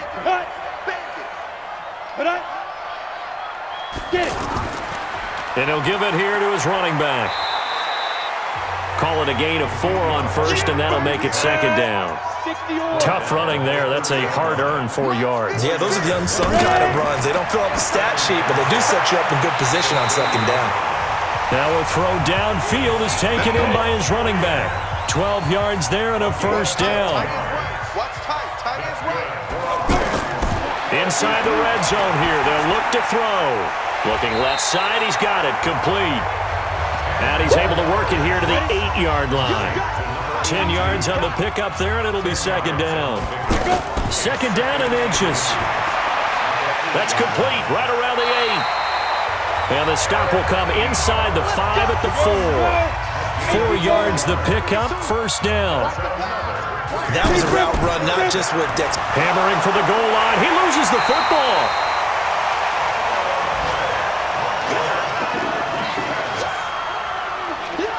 So it goes as a fumble, but the key thing, not a fumble loss. Yeah, that stat's big, isn't it? I mean, I remember watching teams play. The ball might be on the ground a number of times during the game, but the other team doesn't get it. That's a huge difference in the ball game. And in this case, they were able to retain possession. From back at the 4, here's second and goal. He'll look to throw. And this is caught. He's got it. Touchdown, L.A. Jonnu Smith, his first touchdown of the new season. And the Rams add on to their lead. And remember, partner, that's a rookie quarterback back there. Apparently, he's getting the hang of this NFL thing pretty quickly. Had 3 touchdown passes. You're right, he looks comfortable. What are they doing? Anything in particular? Well, they keep talking about making sure they're giving him plays that fit his talents and also maybe shrinking the playbook a little bit. They did tell us that. Bottom line, he's really good. Bryant tacks on the extra point, and his guys will take a 10-point lead.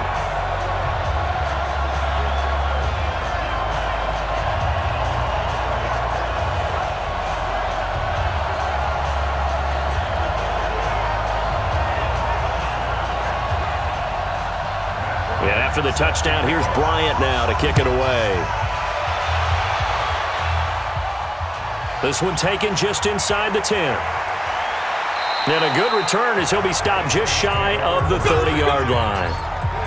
An update now from Northern California, up in Oakland. Now, you saw the score at the bottom of your screen a moment ago. We got a good one going on there. We'll keep you updated on that one as it progresses.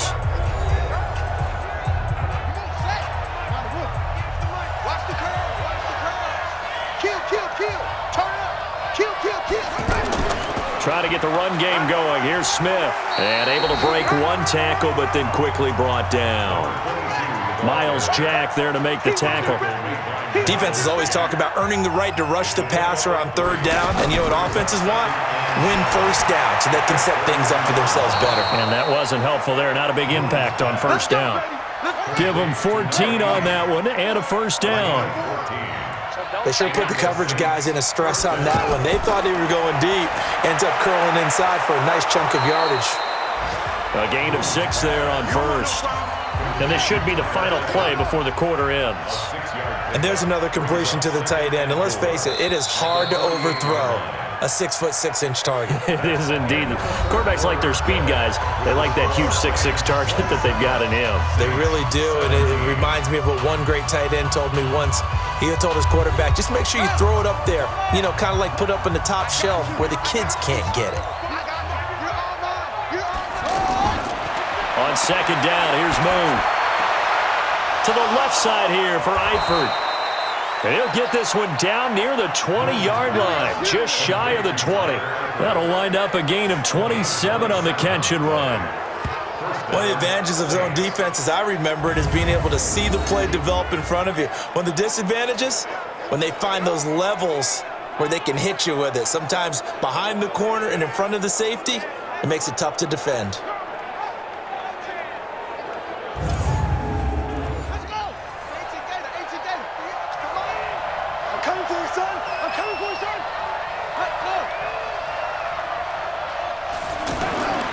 On 1st down, it's Moon. Over the middle, complete. It's Carter. And he'll get him inside the 15 down to the 14-yard line. Face mask. Defense.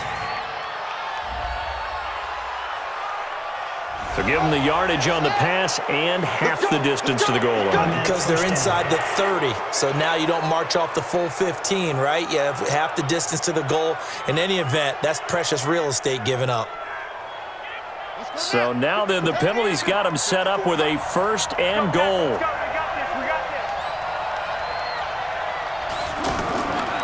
After the penalty, it's Smith. And he's going to press this one forward as they stop him right around the 1. He'll get 6 on the ground there, and it'll be 2nd and goal coming up. We talk about being on schedule. I think they're... And he takes it across and into the end zone. Touchdown, Saints. A great play there. His 2nd touchdown on the season. And the Saints have cut it back within a score. Well, Brandon, he just followed his nose, and his nose took him to the end zone. But how about the big guys up front? Give him at least a stalemate in order to find that space. Yeah, the O-line won the battle in the trenches there, didn't they?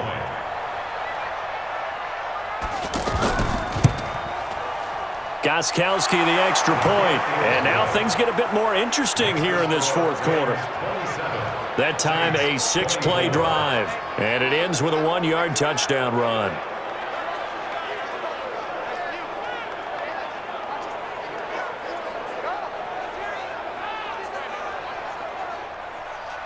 Gostkowski now after the touchdown. He'll send this one away. This one taken from the 7. And he'll take this across the 25, a couple extra yards up to the 27-yard line. The Rams offense now, they get set and head back onto the field. They've been rolling the last couple of drives, each ending in touchdowns. So this game is flipped. They were down, now they're up with the football. We'll see how they handle it. Can we get a spy on the headset now between the head coach and offensive coordinator? Because they've been in attack mode, had to get back into the game. Now they have the lead. Do you stay on the attack? Or do you dial it back a little bit to try and protect this lead? Well, my cop-out answer would be somewhere in the middle. I think it's going to be a fine line, is it not? I think you're exactly right, but I do think if they can stay aggressive and keep them on their heels, they'll be best served that way.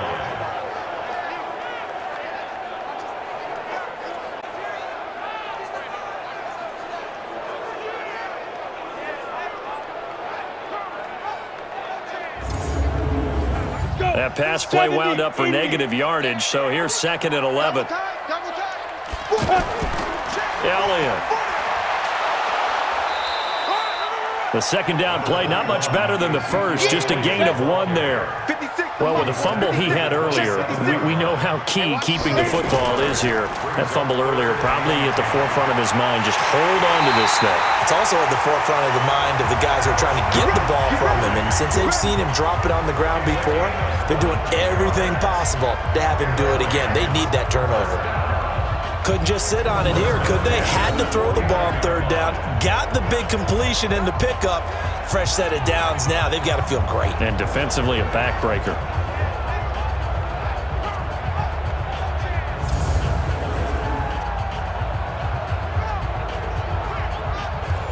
We saw a number of good games earlier today. This one might top all of those.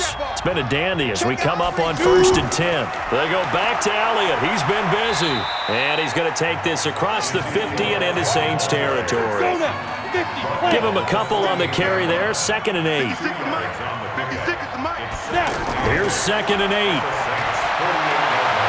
He's going to flip that out to the flat. It's complete. That's a big loss of 3, and it brings up 3rd down. Really good defensive effort. They were all over that little swing pass out to the right side before lost yardage. Terrific read, better execution, and done with a lot of enthusiasm, wasn't it? Absolutely. They saw it all the way, ran to the football, and caused a nice play for lost yardage. They'll set up a throw. And he connects with Ebron. And he'll go down, but not before getting this inside the 30. A really nice gain of 25 yards. And with that last play, he's now up over that 300-yard mark. And in today's NFL, it almost feels routine. And I hate that when you talk about a 300-yard passing game. To me, 300 yards still signifies excellence, and he's achieved that in this performance. So in Saints territory now. Here's 1st and 10 at the 26-yard line. He'll look to throw. That is caught at the 7.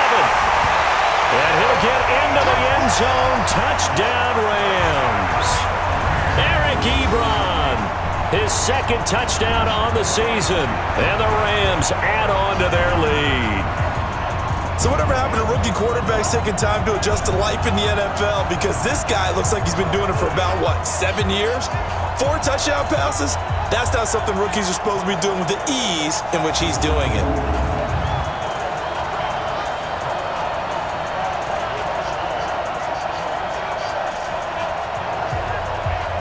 Bryant now to tack on the extra point.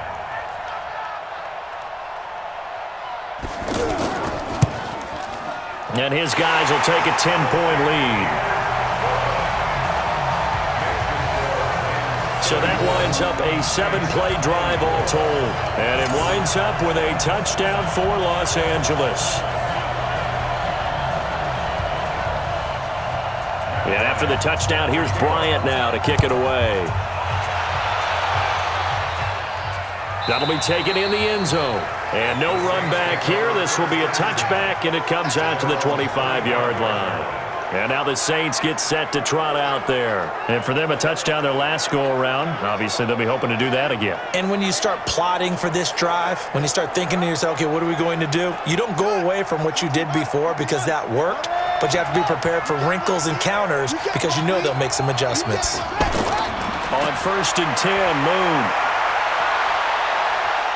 Going deep for Eifert. And that will be incomplete. Would have been a big hitter if they had connected. Instead, it's 2nd down. Fair to say the secondary play, whichever side you're on, hasn't really been a glowing exhibition so far, but a nice job there to prevent a long completion. Now the ball comes loose, and now the Rams have got it, going the other way. And they take possession 2 yards away from midfield at the 48-yard line. Brandon, I don't want to violate any of our broadcasting rules by declaring a game over before it's over, but that one, that puts them in real jeopardy there. Absolutely. It was a 2-possession game. It is a 2-possession game at this stage in the 4th. They needed points out of that drive. And obviously now, no chance at all to get those points that they so desperately needed.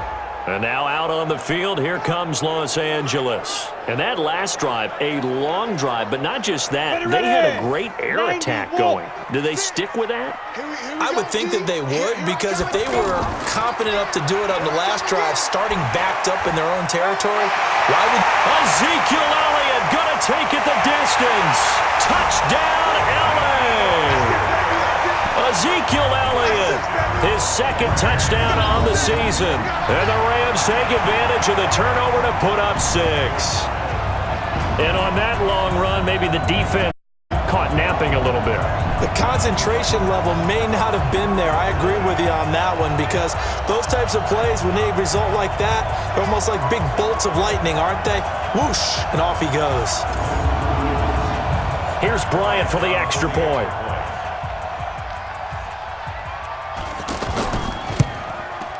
And he's been a busy man, 5 for 5 now as he knocks another one through to extend the lead.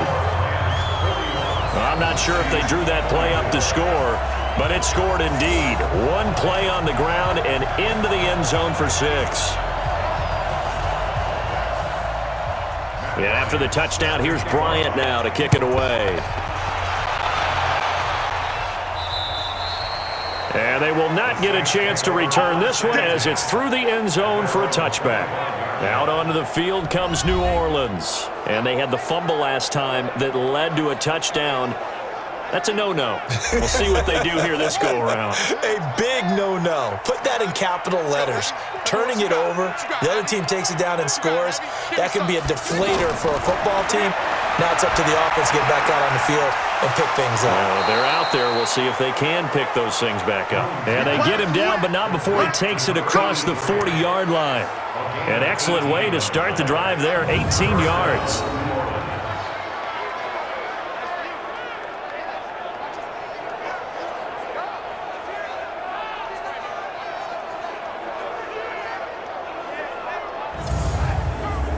One play has him up past the 40 already, and another 1st and 10. Out of the gun, it's Moon. Complete to the right side, it's Eifert. Now he's going to get this all the way down inside the 35. Face mask. Defense. And I know it's hard in live action, but you've got to keep your hands away from the face. That's a 15-yard penalty. You work on it all the time, making sure your target area is lower and trying to keep your hands away from the face mask so you don't get the big penalty. The penalty moves him into the red zone here on 1st and 10. A give to Smith out of the gun. And he's going to fight his way forward here for a modest gain. Give him 5 on the carry there, and it'll be 2nd down. On 2nd down now, it's Smith. And he's going to be brought down just shy of the 5 at the 6. That one, a 1st down pickup of 8. Now that's the way to do it. Hand it to someone with vision and good footwork, and add in a little bit of power, and you find a way to pick up 1st downs. 1st and goal, and they got to be thinking a chance to get right back into this football game. Smith trying to run for it. So he got free of 1 tackle, but couldn't do a whole lot else. A pickup of 4 on 1st down. It'll be 2nd and goal. Well, Brendan, we always know that once you score 1 touchdown, you're without a doubt. And he'll barrel his way into the end zone for a Saint touchdown. A great effort there. His first touchdown here of the new campaign. And the Saints get a bit closer. Well, we got a little bit of everything on that run. Offensive line creating some space, but how about the guy running behind his pads into the end zone? What does that mean when a guy says running behind his pad? Means that he's going to be a physical runner. That way he's able to use his shoulder pads, his forearms, anything to ward off people to power his way forward. They go for just one here as it's up and good, and that will shave one more off this lead. The drive summary that time, 5 plays, and it's culminated by a 2-yard touchdown run. 2 scores down, 3 timeouts left. Still a chance if they can somehow get this one back. And the hands team for the Rams able to secure the football. Ezekiel Elliott gets ready to go again here on offense as he shuffles onto the field. So at the start of this game, it looked like the defense was wearing him down a little bit. Now you look at the numbers, that's kind of flipped. Yeah, I agree with you totally, and his offensive line has really started to play well. And the best offensive line coaches that I've ever talked to, when they have great runners, you know what they tell their guys? Relax. You don't have to be perfect. Get as many guys as you can, but if you leave one free, the great runner will either make him miss or go through him. So don't worry about that. You don't have to be so precise. Just go ahead, block some people, try and create some room, and allow him to go to work. Well, at this stage, that's exactly what you want offensively. Good run on first down, stay in bounds, keep that clock rolling. And look at that play chart that the play caller has in his hands right now. That's what you got to focus in on because that's divided up by sections. And right now, he's looking at that 4-minute offense section.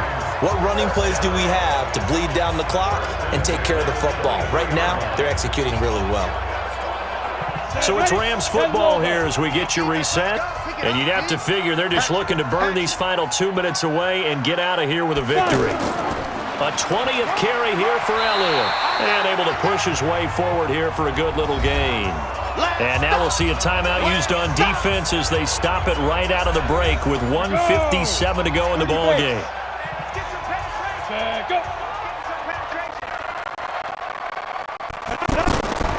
That one looks like he'll throw here. And they corral him just a couple yards shy of the end zone. And now with 1:52 to go, we get another pause in the action. A timeout here defensively. A good chance now to put this game on ice. This is 1st and goal. Oh, how about this call down near the goal line? And he is into the end zone. Touchdown, Los Angeles. Taking it in from 2 yards out. And the Rams add on to their lead. Looking like they're well on their way to a 2-0 start. All smiles right now on that sideline, isn't it? As well there should be. It's hard to win a game in the NFL. We hear it all the time. We know that it's difficult. But guess who's smiling? But inside is thinking 24-hour rule because we have to play again next week. Boss man. Oh, without a doubt. The head coach, he wants them to feel good, but at the same time, find a way to keep improving. Bryant's extra point up and good. And that'll make this a 3-score game now. The lead moves to 17.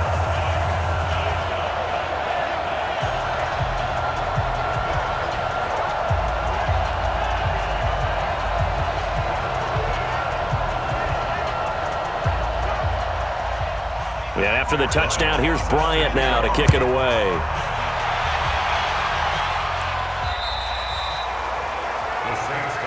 Let's go. Let's do it. The Saints coming out now to take the field. They're down big here late. I don't know. You just one last drive here for pride? Some people like to do that. I remember playing for a guy once. We were down huge, and someone said, "Coach, what do you want to call?" He just waved a hand like, "Who cares? Let's get out of here and do something some other time." But some teams like to do something at the end to feel a little bit better as they continue to move forward. Yeah, probably just want to put this one behind them. First play of the drive, a success, 19 yards. Oh, he's got a man wide open, complete. And he is brought down, but not before reaching the 30. Moon, a good pickup there, 26 yards. Oh, there's that man again. It's complete. That throw good for 4. It's 2nd down. 4 yards on that last completion, so that sets up 2nd and 6. To throw, Moon. Got his man. It's Eifert. They get him to the ground right on the cusp of the red zone after a pickup of 5 or 6. Here's Moon. This is Johnson. He's got it. And brought down, but not before they get it inside the 10 to the 7. Now Moon. It's been all passing, and he'll go down. Brought down at the 20-yard line. Now the Saints will use their third and final timeout as the clock will stop with 18 seconds remaining. Moon to throw. And he can't hang on. That's definitely going to be one he wishes he had back. Incomplete in the end zone. Throwing on third and long. Moon throwing the out route incomplete. That's Higgins. And he's brought down just outside of the 10 at the 11. A big offensive explosion helped leading them to victory. And the defensive guys, they're just saying, hey, put those points up every week. We'll just keep winning. They will gratefully accept them, won't they? It makes their job that much easier when they're scoring that many points. Allows them to play with a totally different style and a different flow. So for L.A., it's a win here in their home opener as they move to 2-0. And they will hit the road next week for a date with the Cleveland Browns. Meanwhile, for New Orleans, they'll fall to 1-1. And they'll be on the road next week as they get a date with the Seahawks in Seattle. So that'll do it for us. For Charles Davis and all our crew, I'm Brandon Gaudin. You've been watching the NFL on EA Sports. The Rams are victorious here as we say so long from Exposition Park in L.A.